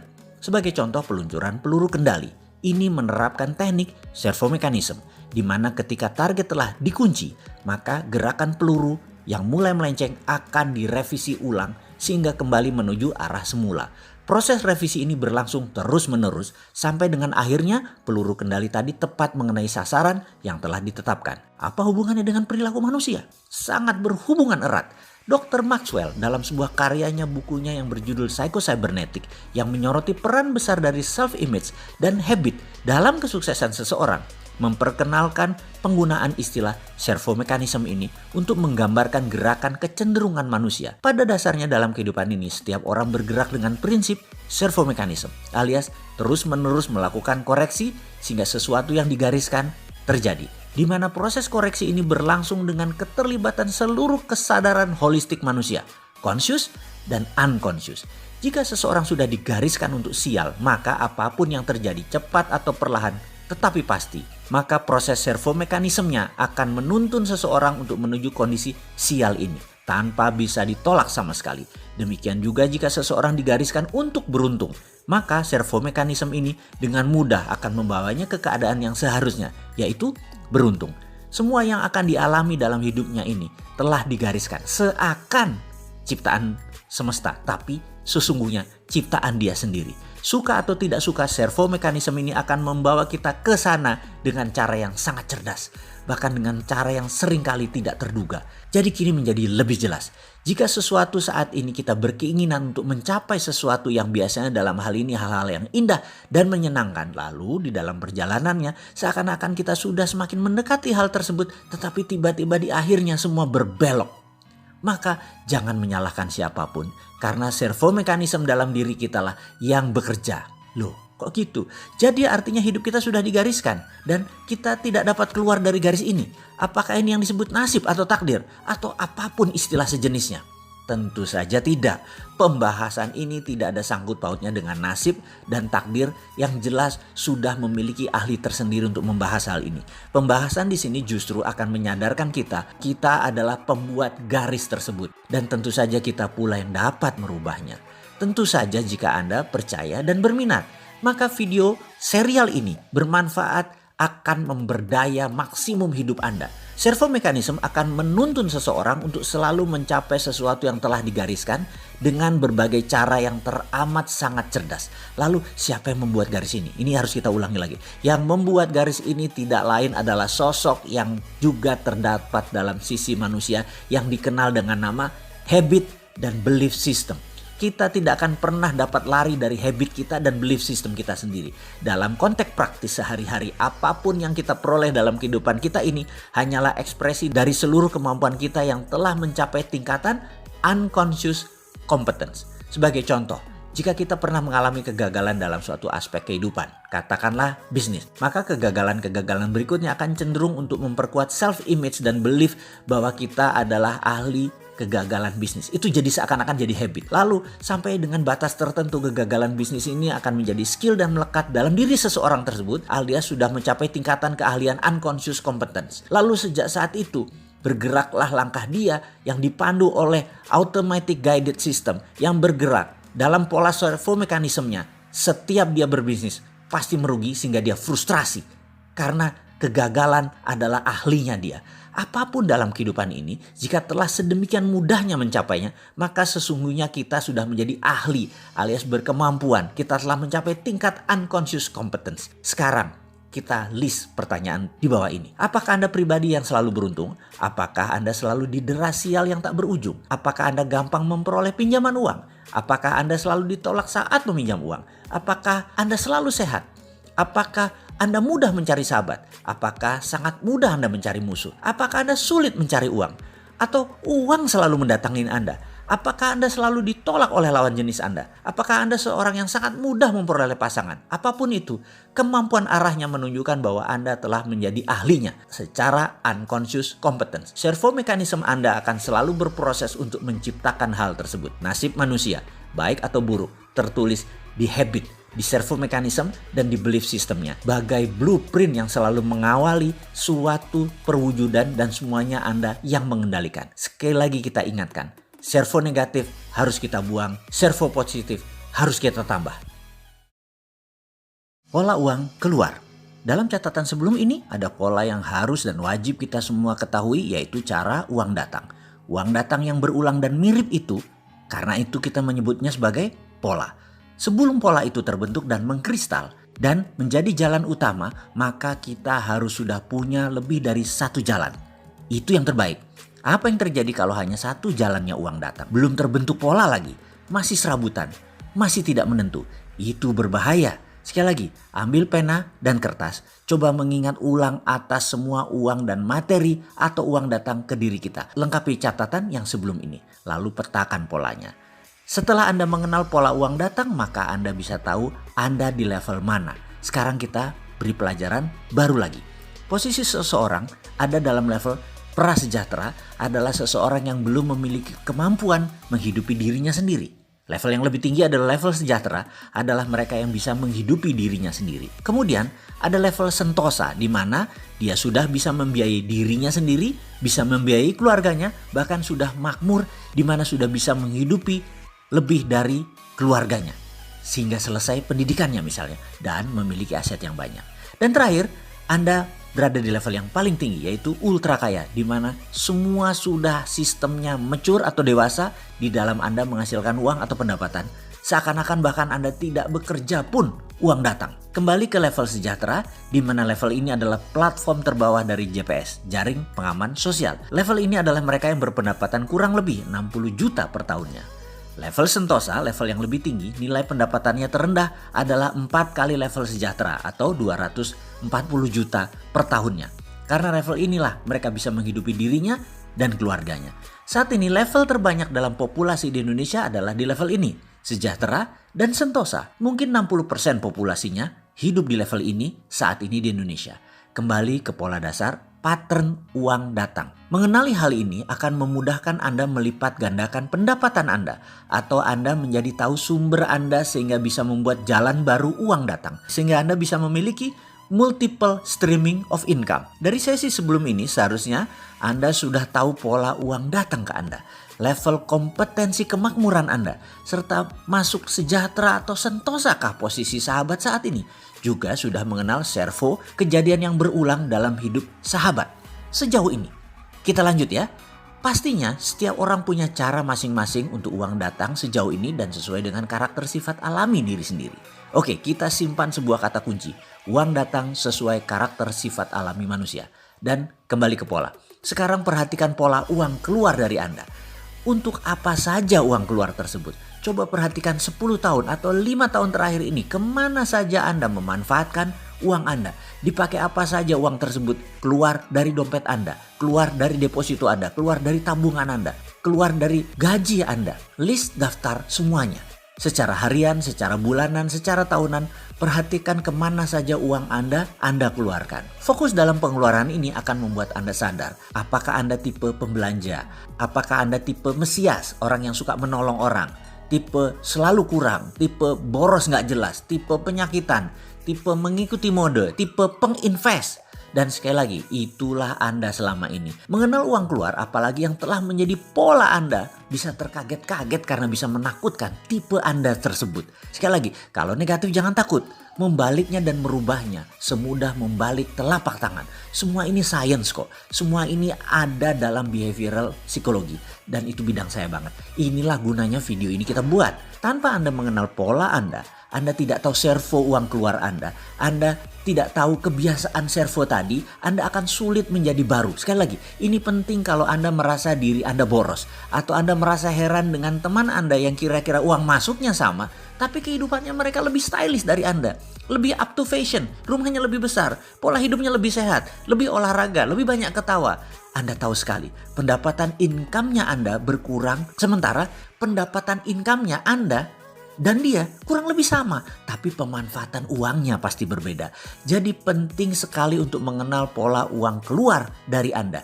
Dari sana kita tahu siapa dan mengapa orang tersebut sukses. Sekali, bukan saja bagaimana uang datang itu penting, tapi bagaimana Anda memanfaatkan uang tersebut tidak kalah penting. Tugas sekarang adalah catatlah semua uang yang Anda keluarkan dalam 1,5 tahun belakangan ini. Kalau Anda mau lebih detail lagi, 5 tahun belakangan ini. Kalau Anda mau lebih detail lagi, 10 tahun belakangan ini. Catat semua uang keluar. Mulai dari biaya rutin harian, bulanan, tahunan, hingga uang keluar lainnya. Beli baju, beli mobil, beli tanah, beli saham, beli apapun. Catat semua dan akan kita petakan polanya. How is the money comes to you? Ini sekilas fakta tentang otak. Bangsa manapun di dunia, ukuran otaknya atau volume otaknya, ukuran panjang sarafnya, jumlah pengantar kimia dalam otak, sensornya, semua sama. Kecepatan kemampuan berpikir yang diolah oleh sebagian orang yang disebut IQ juga tidak berbeda jauh. Kemampuan menyimpan data, sama. Anggap otak itu komputer, anggap otak itu hardware. Semua manusia sama. Lalu di mana bedanya? Mengapa yang satu lebih sehat dari yang lain? Mengapa yang satu mudah tertawa? Mengapa manusia yang lain mudah mendapat jodoh? Mengapa dia lebih cepat mendapatkan uang? Otak sama, nasib beda. Nasib, ini batu sandungan pertama. Ada sebuah sistem pada manusia yang namanya belief system. Sistem keyakinan. Ini ditanam di subconscious seseorang. Jika sudah ditanam di posisi ini, merubahnya memerlukan teknik khusus. Cara biasa tak akan pernah berubah. Misalnya, kebiasaan merokok. Maaf, saya mengambil contoh merokok karena mudah difahami. Saya tidak merokok dan saya juga bukan anti orang perokok. Kembali merokok sebagai contoh. Dalam iklan di TV secara vulgar ditulis, merokok bisa menyebabkan kanker, gagal janin, penyakit paru-paru, dan lain sebagainya. Dibacakah oleh setiap perokok? Ya. Berhentikah mereka? Takutkah mereka? Tidak. Mengapa? Inilah kerja otak. Otak conscious yang menguasai informasi pengetahuan hanya menguasai 12% dari sebuah tindakan. Sementara subconsciousnya, pikiran bawah sadarnya memberikan kontribusi 88%. Informasi tadi hanya menempel di conscious, tidak menjadi gerak. Otak subconscious bawah sadarnya menganggap merokok itu nikmat. Itulah yang dilakukan karena 88% yang mengendalikan. Kita kembali ke prosperity conscious, kesadaran kemakmuran, IQ kaya, tulang kaya, balung sugi, apapun itu. Bagi Mind Master, ini adalah software kaya yang mereka miliki. Kesadaran kaya adalah software. Saat ini ada 375 orang kaya memiliki software ultra kaya. Kenapa? Karena kekayaan 3 miliar manusia kalau dijumlahkan sama dengan kekayaan 375 manusia ini. Alias yang 3 miliar manusia tidak memiliki prosperity conscious. Mulai bisa menerima? Masih berat? Di mana nasib? Ya, ini pertanyaan kecil dari sekelompok besar. Ini pertanyaan saya juga. Saya mengalami jalan kehidupan yang naik turun seperti gelombang laut selagi badai. Saya pernah memiliki materi berlimpah yang dalam 3 tahun kemudian tinggal di rumah kontrakan dengan masih menanggung hutang besar lagi. Kemudian kembali berlimpah materi yang kemudian kembali terpuruk. Balik lagi naik ke atas, lalu terbalik di puncak dengan beragam kisah. Saya banyak bertanya urusan ini, urusan jalan hidup. Hingga saya memutuskan belajar kemanapun dan mencari kemanapun untuk mendapatkan jawabannya. Sampailah saya belajar ke Ramtha School of Mind di Australia di tahun 2001. Disinilah semua terungkap, setidaknya menjawab pencarian saya. Kemudian ilmu servomekanisme ini saya kemas. Jadilah pelajaran servomekanisme bergabung dengan prosperity conscious ala Mardigu. Jujur, sejak saat itu ekonomi menjadi mudah, bisnis menjadi mudah, hubungan relasi semua menjadi mudah. Dan saya akan buktikan dengan contoh-contoh praktis dalam serial berikut ini.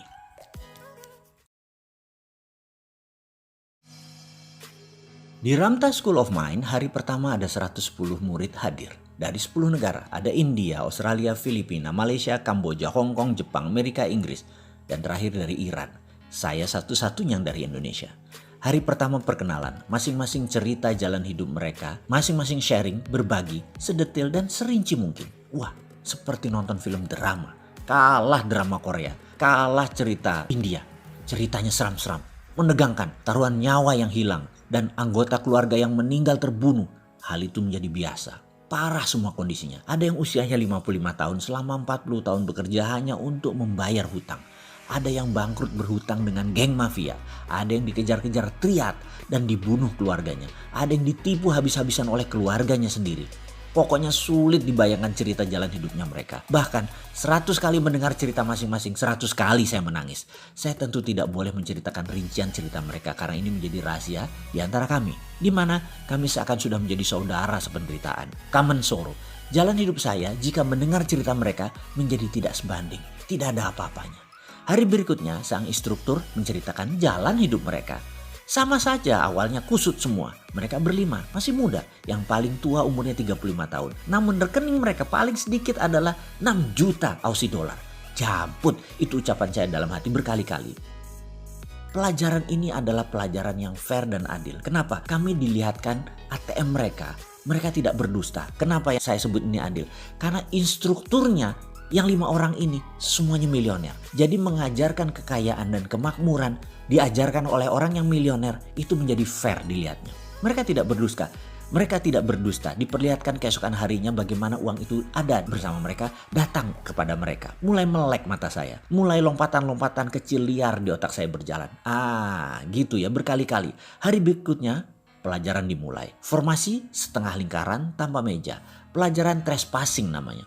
Teritori ego kami akan diterabas, akan di-cross, akan dilewati. Siap-siap marah, siap-siap tertusuk hati kami, siap-siap tersinggung. Kami peserta diberi pertanyaan, how is the money comes to you? Bagaimana uang datang ke Anda?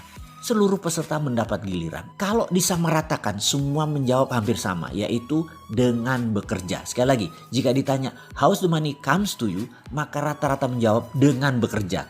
Pertanyaan berikutnya oleh instruktur, kalau Anda tidak ada uang, apa yang Anda lakukan? Seluruh peserta berbicara bergantian, kesimpulan mencari kerjaan.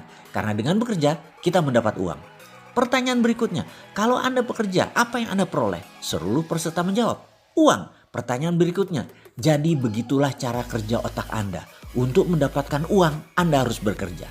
Oke, kita stop sebentar. Ada yang salah dalam pernyataan di atas? Tentu tidak, bukan? Inilah pernyataan dan pertanyaan selanjutnya.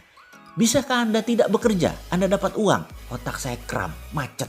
Kemudian terdengar suara instruktur melanjutkan. Karena Anda berpikir uang datang kalau bekerja. Kalau tidak punya uang, Anda mencari kerjaan. Dan Anda pikir Anda mendapatkan uang. Padahal itu hanya menyambung hidup. Di akhir bulan uang Anda habis lagi. Dan Anda bekerja lagi. Begitulah roda kehidupan yang Anda putar. Benarkah? Otak saya berhenti. Rasanya tidak ada yang salah. Bukannya itu pemahaman umum. Uang didapat dengan bekerja. Nggak kerja ya nggak dapat duit. Pertanyaan berikutnya agak menohok ke saya. Anda bertuhan, Mr. Mardigu. Anda percaya Tuhan? Saya jawab, iya pasti. Tuhan Anda bisa apa? Kalau ini bukan pelajaran trespassing, sudah ngamuk saya. Tuhan saya bisa segalanya, memiliki semuanya. Dan dia adalah ketidakterhinggaan. Jawab saya dengan nada tidak nyaman. Instruktur saya bernama Geoff mendekat. Tuhanmu tak terhingga dan bisa ngapain aja. Bisa semuanya, dia berkata begitu. Bisakah Anda meminta pada Tuhanmu? Kamu di rumah, duduk dengan orang yang mencintaimu dan yang kamu cintai, mengerjakan sesuatu yang sesuka-sukamu, uang kamu tak terhingga. Bisa nggak? Saya gelagapan. Ditekan lagi. Bisa nggak Tuhanmu mendatangkan uang kepadamu tanpa kerja, hanya mengerjakan yang kau cintai, dapat uang tak terhingga? Bisakah? Bisa, saya jawab keras. Kenapa kamu tidak minta itu? Kenapa kamu tidak minta kepada Tuhanmu, kepada Allah? Ya Allah, saya mau berkumpul dengan orang yang saya cintai, mengerjakan sesuatu yang saya sukai, menyenangkan banyak orang, santai, membuat sehat, membuat pinter, membantu alam, dan dapat duit tidak terhingga. Kenapa kamu gak minta kayak gitu? Kenapa kamu gak taruh kata-kata itu dalam pikiranmu? Kenapa milih yang repot, yang capek, yang buat frustrasi? Kenapa harus kerja? Kenapa gak langsung dapat duitnya aja? Sekali lagi, kenapa kamu minta kerja baru dapat uang? Nada suaranya meninggi dan mengeras. Saya pun tidak menjawab. Saya juga bingung, kenapa saya harus bekerja untuk dapat uang? Kenapa gak diem aja atau mengerjakan sesuatu yang enak dan santai saja? Tapi kenyataannya kan orang harus kerja apapun itu. Buktinya banyak orang yang santai-santai malah masuk jurang kemiskinan. Ini maksudnya. Jadi saya harus apa? Geoff menekan saya lagi. Kalau Anda datang ke sini hanya mempertahankan dan mempertanyakan hal-hal dasar, Anda siap-siap kecewa. Kalau Anda percaya Anda yang menentukan nasib Anda, siap-siap terkejut. Kalau Anda percaya nasib bukan di tangan Anda pasti kecewa. Kalau Anda percaya Tuhan bisa melakukan apapun dan Anda bisa mendapatkan apapun, kalau Anda percaya garis tangan sudah ditentukan sebelumnya, Anda pasti frustasi. Kalau Anda percaya Anda menulis jalan hidup Anda sendiri, Anda pasti menemukan jalan keluar. Kalau Anda banyak berpikir dan mempertanyakan metode pelajaran selama 7 hari ke depan, siap-siap angkat koper karena Anda tidak mendapatkan apa-apa. Kalau Anda pasrah dan percaya Anda sangat diuntungkan karena semuanya itu mudah. Kalau Anda percaya inilah jawaban atas doa Anda selama ini dan Anda menikmati proses di kelas ini. Kalau Anda memegang kukuh belief system Anda yang lama, Anda persis menjadi seperti Anda yang sekarang. Kalau Anda meruntuhkan seluruh bangunan Anda dan bersiap membangun pondasi belief baru, siap-siap melihat diri Anda yang baru, yang anggun, yang tak terhingga dan sesuai dengan maunya Anda. Kemudian nada suaranya melunak dan pelan. Anda kesini sudah buang waktu, membuang tenaga, membuang pikiran, membuang uang. Apa yang tersisa dari Anda hanya pola pikir saja. Kalau Anda mau membuang pola pikir tersebut, kita akan melanjutkan pelajarannya. Siap-siap akan sakit hati. Karena semua yang Anda pegang bisa dilepas dan harus dilepas. Bahkan kebenaran yang Anda pegang pun akan ditantang, di-challenge ke batas ujung. Diri Anda akan didorong ke batas yang Anda merasa apapun mungkin, apapun masuk di akal. Masa sih? Bagaimana bisa pernyataan dan pertanyaan logika belief lama akan ditantang? Kalau ternyata tidak teruji, rubuhkan belief system Anda tadi. Ingat, kebenaran yang terbenar adalah kebenaran yang teruji. Kebenaran yang terbenar adalah kebenaran yang tidak menyinggung siapapun. Dan kalau ada yang sakit hati gara-gara kebenaran ini, pelajaran kebenaran ini salah.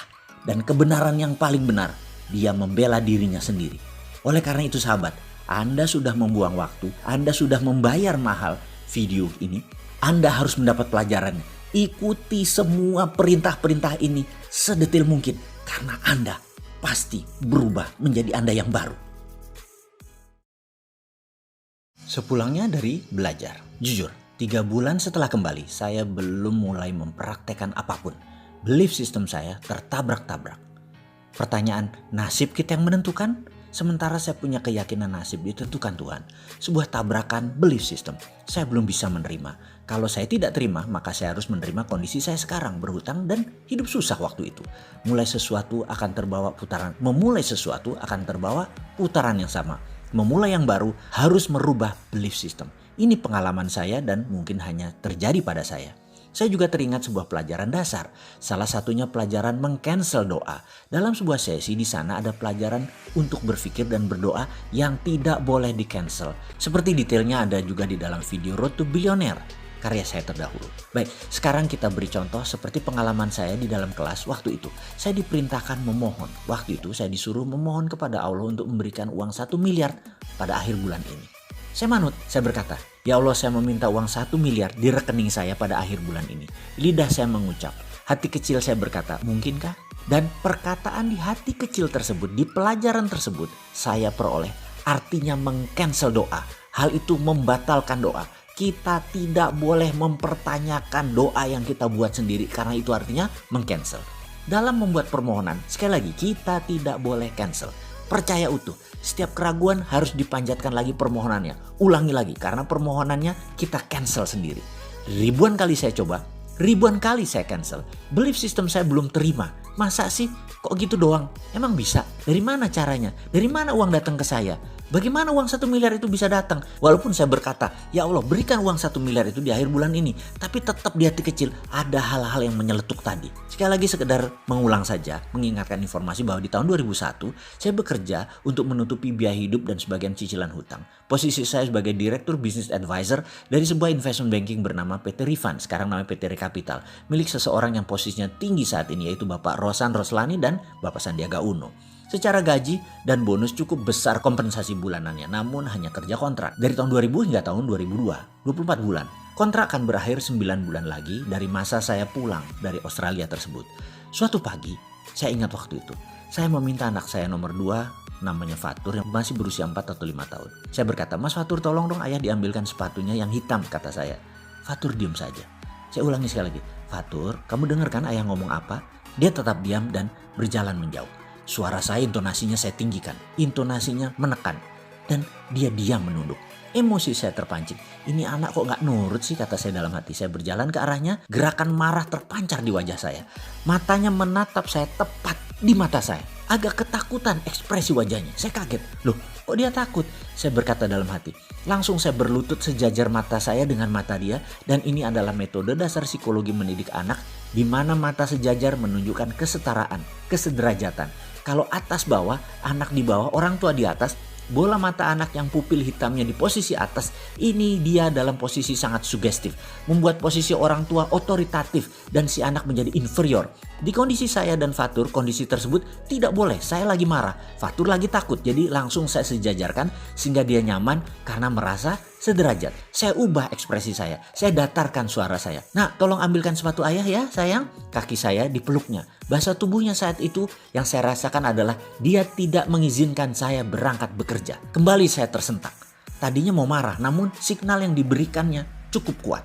Jangan pergi ayah, ayah belum memberikan banyak rekening emosi ke saya, kata Fatur. Itu yang saya dapat. Rekening emosi saya kurang kepada Fatur. Lama saya menatap wajahnya, tiba-tiba saya putuskan, baik, ayah tidak bekerja hari ini. Kamu mau apa sayang? Kemudian dia berkata, ajarin Mas Fatur naik sepeda roda 2 ayah, terus kita main layang-layang. Boleh nggak? Pintanya dengan lagak yang lucu sambil memiringkan kepalanya. Saya mengangguk. Saya telepon sekretaris saya, si Yola, tolong bilang pada Pak Rosan, saya tidak masuk hari ini, saya off.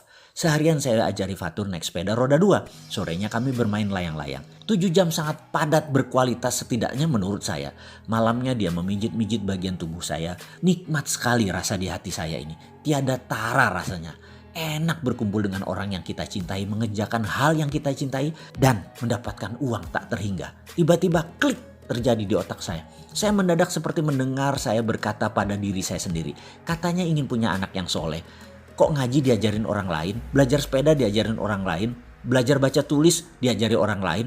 Bagaimana rekening emosi bisa tumbuh? Bukankah dulu pernah mengatakan bahwa kalau setiap sel dari anak yang tumbuh, saya ingin memiliki andil terbesar agar di kemudian hari tidak ada sesal. Sementara faktanya setiap hari sibuk. Pagi berangkat anak belum bangun, pulang anak sudah tidur, ketemu di kala weekend sudah kecapean pengen istirahat. Anak tahu-tahu tumbuh membesar dan membesar tanpa ada kontribusi saya apa-apa. Saya terhenyak. Lalu saya putuskan seketika itu juga tanpa pikir. Cikar kanan, via kondios, kita bakar kapal. Ini istilah saya mengandaikan tindakan seorang panglima perang Jabal Tarik sewaktu menaklukkan Gibraltar. Pasukannya kalah jumlah dan nyali ciut mau mundur. Jabal Tarik memerintahkan bakar kapal sehingga pasukannya tidak ada pilihan lain kecuali maju berperang. Besok saya membuat surat resign tertuju pada partner dan owner perusahaan tersebut, Rosan Roslani. Saya mendadak percaya 100% bahwa uang akan saya dapat. Dan uang dapat dari manapun. Tanpa usaha yang banyak, saya tidak pernah meng-cancel. Utuh saya percaya permohonan kepada Tuhan tersebut. Entah mengapa, tapi saya percaya. Saya semangat sekali. Lalu hari berlalu tanpa ada yang istimewa. Herannya, orang modern seperti saya tidak banyak bertanya-tanya. Enjoy total, benar-benar seperti orang aneh. Gak mikir belas. Sore itu saya menyiram bunga. Di luar kebiasaan, saya tidak pernah menyiram bunga. Tahu-tahu sebuah motor menghampiri, pengemudinya menggunakan helm, berkaca gelap. Saya tidak tahu siapa dia. Sore bapak, katanya membuka helm. Rai Sahanaya rupanya. Dia orang Ambon, tetangga saya. Tinggal berjarak 3 rumah di sebelah. Dia mengontrak di sana. Kemudian dia berkata, begini bapak ada uang 10 juta kah? Katanya dengan logat Ambon yang kental. Maksudmu? Begini bapak, beta mau jual semua barang di rumah beta bapak. Beta jual 10 juta bapak, termasuk motor baru ini bapak. TV, kulkas, AC, kontrakan rumah, semua bapak ambil. Boleh kah? Wah Rai, jujur uangku hanya 6 juta, itu pun buat bayar besok hutang. Saya jawab dengan apa adanya. Dia terdiam kemudian berkata, beta dapat kerja kapal bapak. Malam ini kapal angkat jangkar bapak jam 9. Kita coba layar bapak. Beta dapat kontrak 3 tahun bapak. Gaji bagus $2.500 sebulan bapak. Beta harus cepat-cepat balik ke pelabuhan bapak. Lalu dia terlihat berpikir sebentar dan berkata, baiklah bapak, beta kasih bapak semua. Bisa kasih 6 juta sekarang kah? Ada, saya menjawab. Saya masuk ke dalam, 1 menit kemudian saya berikan uang 6 juta. Dia senang sekali, giginya yang putih berkilat tak pernah hilang dari bibirnya. Rai menandatangani tanda terima 3 lembar kwitansi kosong untuk motor dan kunci kontrakan. Bawa koper berangkat pakai ojek. Saya terdiam, memegang 2 kunci. 1 kunci rumah kontrakan, 1 kunci motor berserta surat-surat. Saya ke kontrakan yang lebih luas sedikit dibandingin rumah kontrakan saya. Cukup rapi untuk seorang bujangan. Barang-barang terawat. Keesokan harinya saya jual semuanya kecuali motor. Karena saya butuh pengganti Honda Tiger yang saya jual buat ongkos saya ke Australia waktu itu. Total saya memperoleh sisa uang 19 juta. Dan rumah kontrakan yang masih 1 tahun lagi. Bayangkan, catatan kontrak saya itu tinggal 2 bulan kala itu. Yang jadi pertanyaan sekarang adalah, inikah prosperity conscious itu? Apakah servo mekanisme saya sudah benar, yang jeleknya sudah terbuang? Glory from the past. Di sesi video ini, tugas semakin berat karena kita akan melakukan hal yang sangat penting. Sahabat, sekedar mengingatkan, tidak ada yang datang ke kita kecuali kita yang menghendakinya. Tiada sesuatu pun yang datang ke kita kecuali kita yang menginginkannya. Semua kesialan dan keberuntungan kita yang menariknya. Hidup kita ini ada antena yang menarik apa yang mirip, menarik apa yang sangat diinginkan, didambakan benar-benar ingin, sepenuh hati, dari hati terdalam dan diulang-ulang, sehingga tubuh kita terinduksi dengan impian kita, terobsesi dengan niat kita, terobsesi dengan cita-cita kita. Sehingga kehadiran video narasi ini bukan hal yang tidak sengaja, ini jangan-jangan adalah jawaban yang Anda cari selama ini. Ketika hal ini hadir di hadapan Anda, maka saya selaku pribadi yang menginstall keilmuan servomekanisme ini sangat serius memenuhi semua yang Anda butuhkan dengan memberikan pelajaran sepenuh hati. Tentunya sahabat tidak akan menyia-nyiakannya dengan tidak mengerjakan tugas di dalam video narasi ini. Semua tugas ini adalah bagian dari terapeutik atau terapi untuk mengubah segala hal yang buruk, servo buruk agar polanya di break. Tak terkecuali sesi kali ini yang disebut dalam Glory from the Past. Dari setiap sahabat ada banyak hal kesuksesan dari sekarang hingga Anda bayi, baru lahir dulu.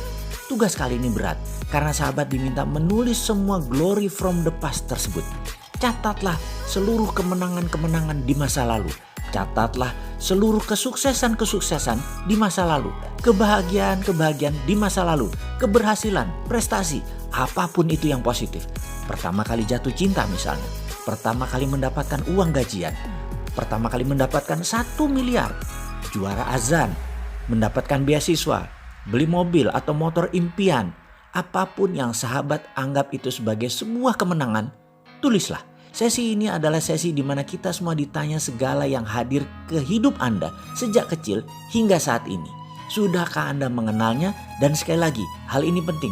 Sudahkah Anda mensyukurinya? Ini adalah sebenarnya kami menguji kalau Anda mengingatnya, lalu Anda bangga dan Anda bersyukur. Sesungguhnya Anda pantas mendapatkan yang sama, bahkan lebih baik lagi di masa yang akan datang. Namun percaya saya, kalau Anda tidak bisa merinci masa kemenangan-kemenangan Anda tadi, tidak bisa banyak atau hanya beberapa, mohon maaf, apa kira-kira Anda layak mendapatkan sesuatu yang lebih besar, lebih baik, lebih maju di masa depan? Di mana yang lalu Anda saja tidak ingat, tidak syukuri, tidak benar-benar merasakan nikmat kepada Allah yang telah memberikannya. Apa kira-kira Anda pantas ke depan mendapatkan lebih besar lagi? Pantaskah? Percaya saya, dari ribuan orang yang telah melakukan hal ini, mencatat Glory from the Past, semakin rinci ke depannya, orang itu memang pantas mendapatkan yang lebih baik, yang lebih dahsyat. Setiap menuliskan kemenangan masa lalu, kesuksesan masa lalu, prestasi masa lalu, ucapkan syukur yang ikhlas kepada Allah Sang Pencipta. Percaya saya, Anda akan mengerjakannya dengan menetes air mata dan itu akan menjadikan pengalaman yang luar biasa. Manfaatkan waktu untuk mengisi daftar kemenangan masa lalu Anda. Ini wujud syukur Anda. Ini wujud berserah diri dan kesadaran akan semua yang hadir karena memang Anda yang mengaturnya. Yaitu Anda sendiri yang Anda syukuri agar pantas mendapatkan semua di depan lebih baik dan terbaik. Sekarang ambil kertas, selamat mengisi tugas tersebut dan tulis di atas kertas tersebut kemenangan masa lalu, Glory from the Past, dengan menyelipkan kata-kata terima kasih Tuhan, terima kasih Allah atas ... Selamat mengisi. Pasti semua sahabat ingin memiliki hubungan yang baik dengan keluarga, dengan teman, dengan relasi, dan juga dengan tim di dalam perusahaan atau organisasi yang Anda berkecimpung di dalamnya. Ada sebuah teknik yang menarik yang sangat efektif di dalam membangun tim trust atau kepercayaan tim tadi. Teknik ini juga sangat baik untuk membuang servo negatif atas kebiasaan buruk yang Anda miliki.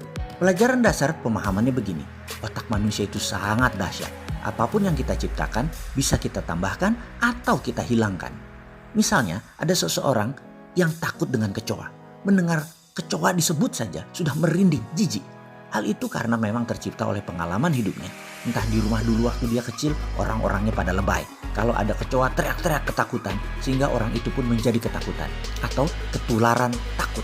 Lalu pernah ketika jalan menuju dapur, tangannya kejatuhan kecoa yang membuat gelas di tangannya jatuh. Perasaan jijik, sebel, terus ditambah lagi dimarahi oleh orang tuanya yang galak. Lengkap itu database akan ketakutan terjadi dalam dirinya. Ketika dewasa, mendengar kata kecoa saja sudah menimbulkan ketakutan dan rasa jijik yang amat sangat. Lalu ada teknik penyembuhannya. Bagaimana? Sederhana. Hanya dengan kekuatan pikiran, kekuatan perasaan, dan belief system percaya. Hal ini bisa disembuhkan. Dia, teman kita tadi yang trauma tadi dengan kecoa, dibayangkan di tangannya, hadirkan melalui imajinasinya, ada bola kristal di tangannya. Hanya dalam imajinasinya ada bola kristal bening di tangannya. Lalu perintahkan ke dia, hadirkan bayangan TV di dalam bola kristal tadi. Dan setelah dia membayangkan TV di dalam bola kristal tersebut, lalu kita katakan hadirkan bayangan kecoa ada di acara TV tersebut, di dalam bola kristal tersebut. Di awalnya dia mungkin agak jijik atau agak takut, tetapi ingat, ada dua lapis yang melindungi dirinya dari kecoa tadi dalam bayangannya. Satu, itu di TV. Dua, TV-nya ada dalam bola kristal. Lalu beri dia ilustrasi bayangan bahwa bola kristal tadi ada kabut warna hitam yang menutupi pemandangan dirinya ke kecoa tadi, dan kemudian timbulkan perasaan superior bahwa dialah pengendali bola tadi. Dia bunuh dengan kabut hitam kecoa tadi, dan dalam hitungan 3, 1, 2, 3 bola kristal tadi perintahkan ke dirinya, buang sejauh-jauhnya. Percaya saya, bawa kecoa plastik, dekati dia. Saat itu dia akan merasa tidak terlalu jijik lagi atau traumanya terhadap kecoa hilang. Setidaknya 50-90% berdasarkan pengalaman akan hilang traumanya atau sembuh. Oke, kita bukan mau mendetailkan teknik ini, tapi kita ingin bagaimana servo kita yang jelek hilang dan tim kita menjadi kompak. Biasanya dalam organisasi saya, kita akan melakukan projected imaginary tadi bersama-sama. Katakan kantor kami yang di Jakarta, kami menyewa villa di puncak yang bisa buat tinggal 25 staf tim kami. Yang mana acaranya nanti sederhana. Kita hanya makan malam lalu menyalakan api unggun. Ketika api unggun lagi disiapkan, semua peserta wajib menulis di sebuah kertas akan masalah dalam dirinya yang akan dibuang. Kertas ini nanti akan digulung-gulung, digenggam lalu dibuang ke dalam api unggun. Ketika api membesar, setiap orang maju satu persatu bergiliran dan menceritakan apa masalah dirinya yang mau dia buang selama 1 menit. Semua yang sisanya hadir mendengarkan dengan seksama, tidak ada suara, hanya yang maju ke depan yang berbicara. Iringi dengan musik instrumentalia untuk memberi kesan syahdu. Apa yang terjadi? Anda bisa menitikkan air mata di beberapa teman yang bercerita tadi. Karena memang setiap luka punya cerita. Dan di sini kita akan mengenal sisi dalam dari sahabat kita tadi. Lalu dia akan membuang bola kertas tadi. Dia membuang satu masalah besar dalam dirinya. Acara ini bisa 2-3 jaman. Dan pasti sehabis acara ini sharingnya dahsyat. Sehingga setelah acara gathering di puncak tadi, kita jadi mengerti satu dengan yang lain. Mengerti beban masalah dalam diri seseorang dan menjadi saling bantu karena tahu apa yang satu sama lain impikan. Suasana tadi hanya bagian dari pelepasan servo mekanisme negatif seseorang atau kelompok. Sahabat semua, saya sangat sarankan Anda lakukan hal ini dalam organisasi Anda, dalam keluarga besar Anda. Setelah itu, itulah Anda yang baru, itulah tim Anda yang baru, dan itulah keluarga Anda yang baru, yang penuh semangat dan penuh cinta. Pasti produktif ke depannya.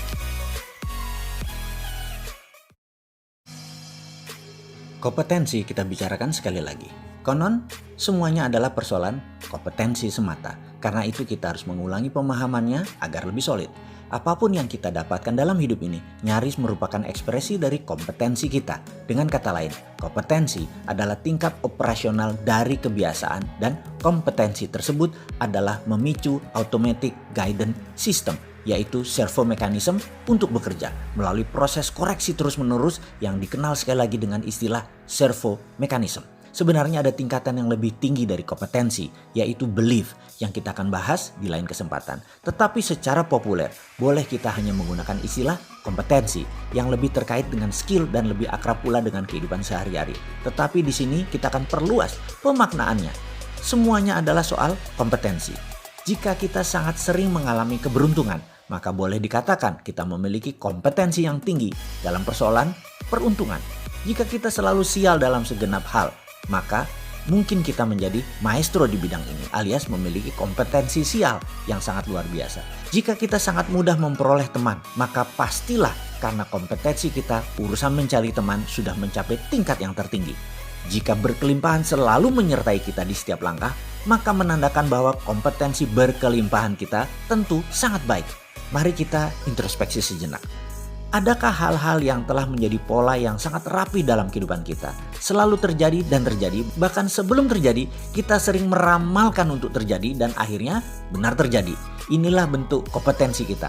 Soal kompetensi baik atau buruk adalah hal yang berbeda. Sekali lagi, semua adalah soal kompetensi. Tingkat pembelajaran manusia mulai dari yang terendah sampai dengan tingkat kompeten secara sederhana dibagi menjadi 4 tahapan, yaitu 1. Unconscious incompetence, 2. Conscious incompetence. 3. Conscious competence. Dan terakhir, unconscious competence. Kita ambil contoh sekali lagi, olahraga. Ketika benar-benar belum memahami apa manfaat dari olahraga, maka dapat dikatakan kita dalam tahapan unconscious incompetence. Ketika telah memahami manfaat dari olahraga, tapi kita tidak bergerak sedikit pun untuk melakukannya, kita dinamakan dalam tahapan conscious, tapi incompetence. Dan ketika memahami manfaat olahraga, dan kita mencoba untuk melakukannya dengan susah payah, perlu usaha fisik dan mental yang sangat besar, seringkali terhenti untuk kemudian mulai dari nol kembali. Ini menandakan kita sudah mencapai tahapan ketiga, yaitu conscious competence. Ketika kita memasuki semangat tiada hari tanpa olahraga, bahkan kita benar-benar resah jika tidak ada kesempatan untuk olahraga, maka kita udah mencapai kompetisi yang tertinggi, yaitu unconscious competence. Jadi sekali lagi, tunggu apa lagi? Jika semuanya ternyata hanya masalah persoalan unconscious competence semata, mari kita buat keyakinan untuk hidup sehat sebagai unconscious competence. Mari kita buat keyakinan untuk hidup berkelimpahan menjadi unconscious competence. Mari kita buat keyakinan untuk hidup bergelimang cinta kasih menjadi unconscious competence. Mari kita membuat semua yang memperdayakan hidup kita agar terinstall menjadi sesuatu yang unconscious competence, bahkan lebih tinggi lagi menjadi belief system. Tugas Anda sahabat kali ini adalah bayangkan diri Anda 5 tahun dari sekarang, apa yang akan Anda capai. Lalu 10 tahun dari sekarang, apa yang Anda akan capai. Hingga 20 tahun dari sekarang, apa yang Anda capai. Ambil sejenak waktu untuk hal ini. Ambil kertas yang besar, sebesar koran kalau perlu, A0. Lalu gunting gambar-gambar yang Anda ingin capai dalam 5 tahun dari sekarang. Dalam 10 tahun dari sekarang. Hingga 20 tahun dari sekarang. Pecah 5 bagian. 1 untuk keluarga, 2 untuk kesehatan, 3 untuk kemakmuran, 4 untuk sosial, 5 untuk spiritual. Cari gambar, tempel di 5 bagian tadi. Dan jadikan ini adalah dream book Anda 5 tahun, 10 tahun, 20 tahun dari sekarang. Peaceful Place. Di sesi ini adalah sesi untuk kita melakukan pemrograman pikiran bawah sadar agar kita bisa memasang servo baru, servo mekanisme yang positif agar menjadi kebiasaan baru yang positif. Otak manusia dalam pikiran bawah sadarnya itu tidak bisa membedakan mana yang imajinasi, mana yang reality, mana yang bayangan, mana yang kenyataan. Untuk membentuk pathway, jejak sukses di pikiran bawah sadar seseorang, maka caranya bisa dengan melakukan. Dan ada cara yang lebih cepat lagi, yaitu dengan membayangkan hal yang sama berkali-kali dalam jangka yang panjang.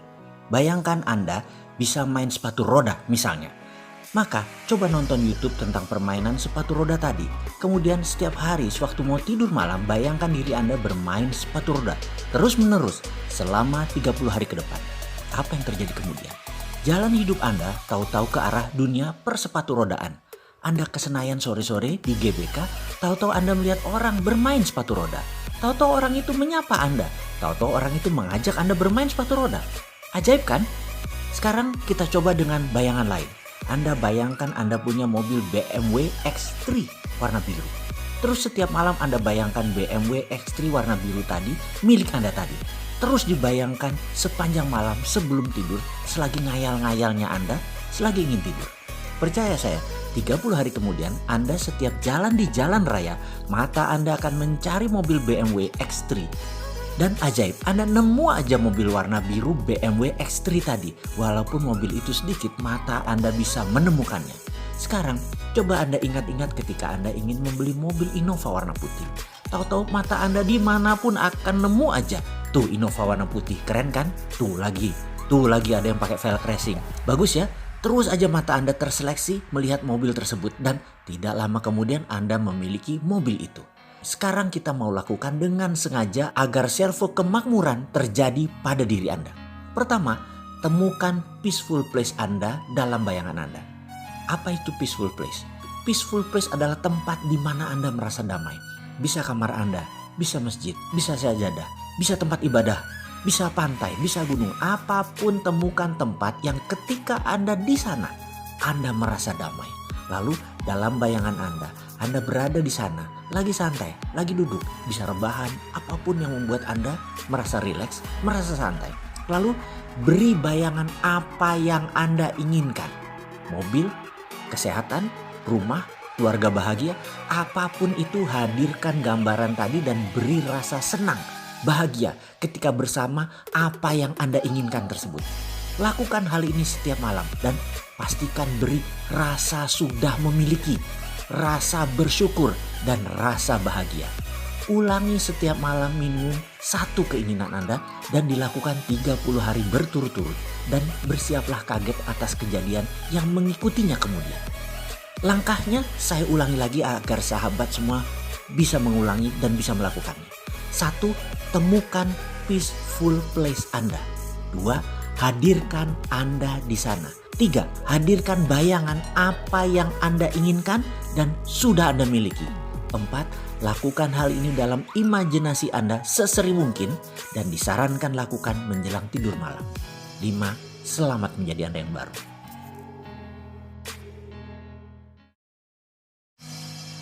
Kenalan dengan siapa saja kalau berkumpul. Ada kebiasaan aneh saya yang lama saya kerjakan dan masih saya kerjakan. Tanpa sadar, mungkin sudah masuk unconscious competence. Kalau kata Pameo, sesuatu yang diulang-ulang akan menjadi kebiasaan. Dan kebiasaan kita tersebut jalan hidup sejarah diri kita. Kalau jalan hidup itu atau kebiasaan itu mengakibatkan hal yang buruk namun sudah jadi kebiasaan, harus diubah dengan teknik breaking pattern. Kita sudah tahu di pelajaran sebelum ini apa itu breaking pattern.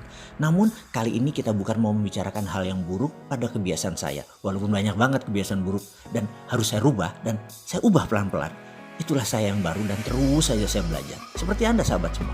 Tetapi ada kebiasaan yang masuk bawah sadar saya yang paling dalam karena itu sudah masuk dalam unconscious competence saya. Apa itu? Yaitu kebiasaan mengumpulkan kenalan baru. Saya ini setiap minggu ada 5-7 orang kenalan baru hingga saat ini. Dari waktu yang lama, mungkin udah 35 tahun. Hal ini mungkin kebiasaan saya, sekali lagi sudah lama. Karena itu di pojok kiri meja kerja saya yang tua tersebut ada tumpukan kartu nama banyak.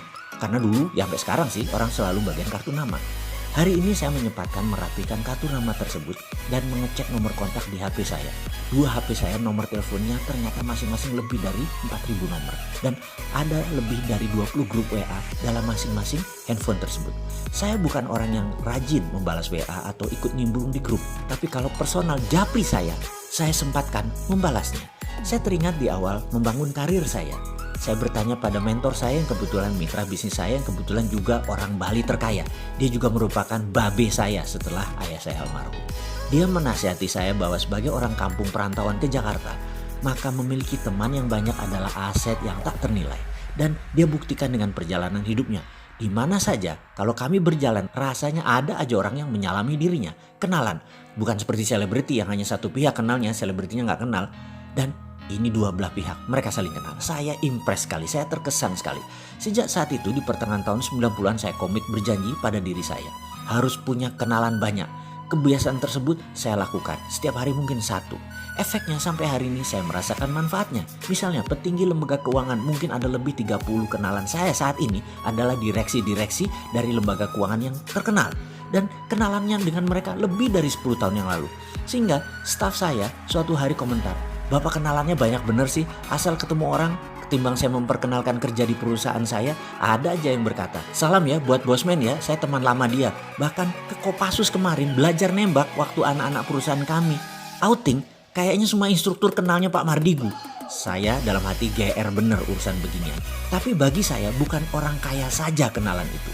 Posisi jabatan politik, jabatan publik, bahkan orang yang tidak punya apa-apa, ya tetap kenalan. Kenalan itu bukan harus friend with benefit. Namun kalau kenalannya banyak, pasti buat keuntungan lebih besar. Kenalan bisa dengan siapa saja, namun nongkrong dengan siapa harus kita pilih. Dan bagi saya, nongkrong itu saya pilih-pilih sekali. Saya hanya berkumpul dengan orang yang lebih soleh, berkumpul hanya dengan orang yang lebih sukses, berkumpul hanya dengan yang lebih sehat, berkumpul dengan orang yang lebih bahagia, berkumpul dengan orang yang lebih seru, berkumpul dengan orang yang lebih kocak, yang menyenangkan. Karena berkumpul dengan manusia lebih baik, kehidupan saya menjadi lebih baik. Karena kita manusia yang mudah terinduksi. Sahabat, di penghujung video ini saya menyarankan perbanyak kenalan dan jaringan bisnis Anda sebagai solusi kemakmuran. Selamat membuat tempat nongkrong yang baru, selamat berhijrah, selamat berkenalan. Projected imaginary sekali lagi. Selagi kami diskusi di sebuah lounge di jalan Walter Monginsidi di kafe langganan kami, maka saya memandang seseorang yang tak asing bagi saya. Teman kuliah saya, junior saya di kampus, yang ketika saya sambangi duduknya yang sendirian dia berkata, "Mas, dari tadi saya sudah melihat Mas Mardigu, tapi wajah galaknya lagi muncul dan serius saya sudah melipir dulu deh. Lebih baik saya diam di sini." Saya hanya tersenyum karena dia tahu sekali kalau saya agak galak itu pasti ada sesuatu yang saya sangat ingin selesaikan. Dulu dia padawan saya, yaitu sering membantu pekerjaan saya dulu waktu bereksperimen di kampus. Pastinya dia kenal sekali karakter saya. Saya galak banget, terutama sama dia. Saya berkata, "Kamu benar, ada sesuatu yang saya belum pernah lakukan dan akan saya lakukan, tapi tidak tahu caranya, tidak tahu jalannya. Cuman lihat sinar harapan kecil di ujung lorong yang gelap." Kemudian saya pun menceritakan sekilas apa yang akan saya lakukan, yaitu membangun kawasan ekonomi khusus berbasis heavy industry. Dia menatap saya dengan mata tajam dan berekspresi aneh. "Mas, ingat eksperimen yang dulu kita lakukan di kampus? Itu problem solvernya kok nggak dilakukan sih, Mas?" Saya berkerut dan berusaha mengingat apa yang pernah kami lakukan bersama dalam eksperimen di kampus dulu. Tapi saya tidak menemukan yang mana di otak saya ini. Folder di otak saya sudah kayak komputer mencari-cari data, tapi tetap tidak ketemu. "Itu loh Mas yang di lapangan basket," katanya, mencoba membuat saya ingat tapi tetap lupa. Sehingga dia menceritakan dengan lengkap. Gini katanya, "Ingat nggak yang waktu kita ambil beberapa orang semua cewek yang belum pernah main basket. Lalu kita suruh mereka shoot the hoop, masukin bola ke ring basket. Lalu dari 5 bola tidak ada satu pun yang masuk. Lalu kita tutup mata dia dan kita panggil 10 orang yang menonton dia dan menyemangati dia. Lalu kita tutup mata dia pakai blindfold lalu diposisikan di tempat syuting. Ketika dia melempar bola, maka ke-10 orang tersebut bertepuk tangan dan berkomentar. Padahal bolanya tidak masuk. Namun mereka bersorak seakan-akan bolanya masuk. Berkomentar, "Yeay, finally you get it. Akhirnya Anda bisa. Hebat, gitu dong, mantap," gitu ya. Setelah 3 atau 4 kali bola tersebut masuk, padahal tidak ada juga yang masuk, maka tutup mata dan tutup kepalanya dibuka. Lalu cewek tersebut kembali di posisi syuting. Dia diberikan 10 kali peluang menembak sekarang. Dan ternyata dari seseorang yang tidak pernah main basket dalam seumur hidupnya sekarang bisa memasukkan 4-5 kali bola ke keranjang dibantu tepukan penonton yang cheering up mendukung dia. Jadi otak manusia bisa dibantu dengan ilustrasi nyata dalam pikiran bawah sadarnya bahwa dia bisa melakukan. Walaupun belum pernah dilakukan sebelumnya, namun dengan stimulus mereka pernah dalam tanda petik melakukan. Ternyata merubah kimia yang ada dalam pikirannya dan menjadi kenyataan. Mereka, otak tersebut membuat pathway jaringan baru di otak mereka sehingga semuanya possible karena jaringan baru itu terbentuk. Apa yang Mas akan lakukan adalah persis seperti gadis eksperimen basket kita dulu. Sekarang saran saya, cari kelompok orang yang pasti mensupport Mas Mardigu. Share pada mereka bisnis Mas ke depan. Mereka belum tentu bisa bantu, namun cheer up mereka. Mas Mardigu pasti bisa lakukan. Gampang itu buat Mas Mardigu. Dan komentar positif lainnya dari siapa saja orang yang support Mas Mardigu akan merubah kimia di dalam pikiran bawah sadar Mas Mardigu yang membuat impian tadi bisa jadi kenyataan. Saya pun mengangguk-angguk setuju. Diam dan saya lakukan keesokan harinya. Saya kumpulkan dan saya ceritakan kepada teman-teman, sahabat, saudara saya, keluarga saya apa yang akan saya lakukan dan saya mendapatkan dukungan tersebut. Kamu bisa, dan kamu bisa. Kejadian itu tahun 2018. Dan saat ini ternyata mendekati kenyataan. Sahabat, inilah ujung video naratif servo mechanism. Sangat disarankan ke depan Anda pilih siapa teman Anda berkumpul. Pastikan yang membuat diri Anda menjadi orang yang lebih baik, menjadi naik nilainya, menjadi lebih sehat, lebih makmur, dan pastikan Anda melakukan hal yang sama ke mereka. Dukung semua sahabat mereka untuk mereka juga menjadi yang terbaik. Sampai jumpa di lain kesempatan. Salam hormat dari saya Mardigu Wowi. Sukses untuk sahabat semua.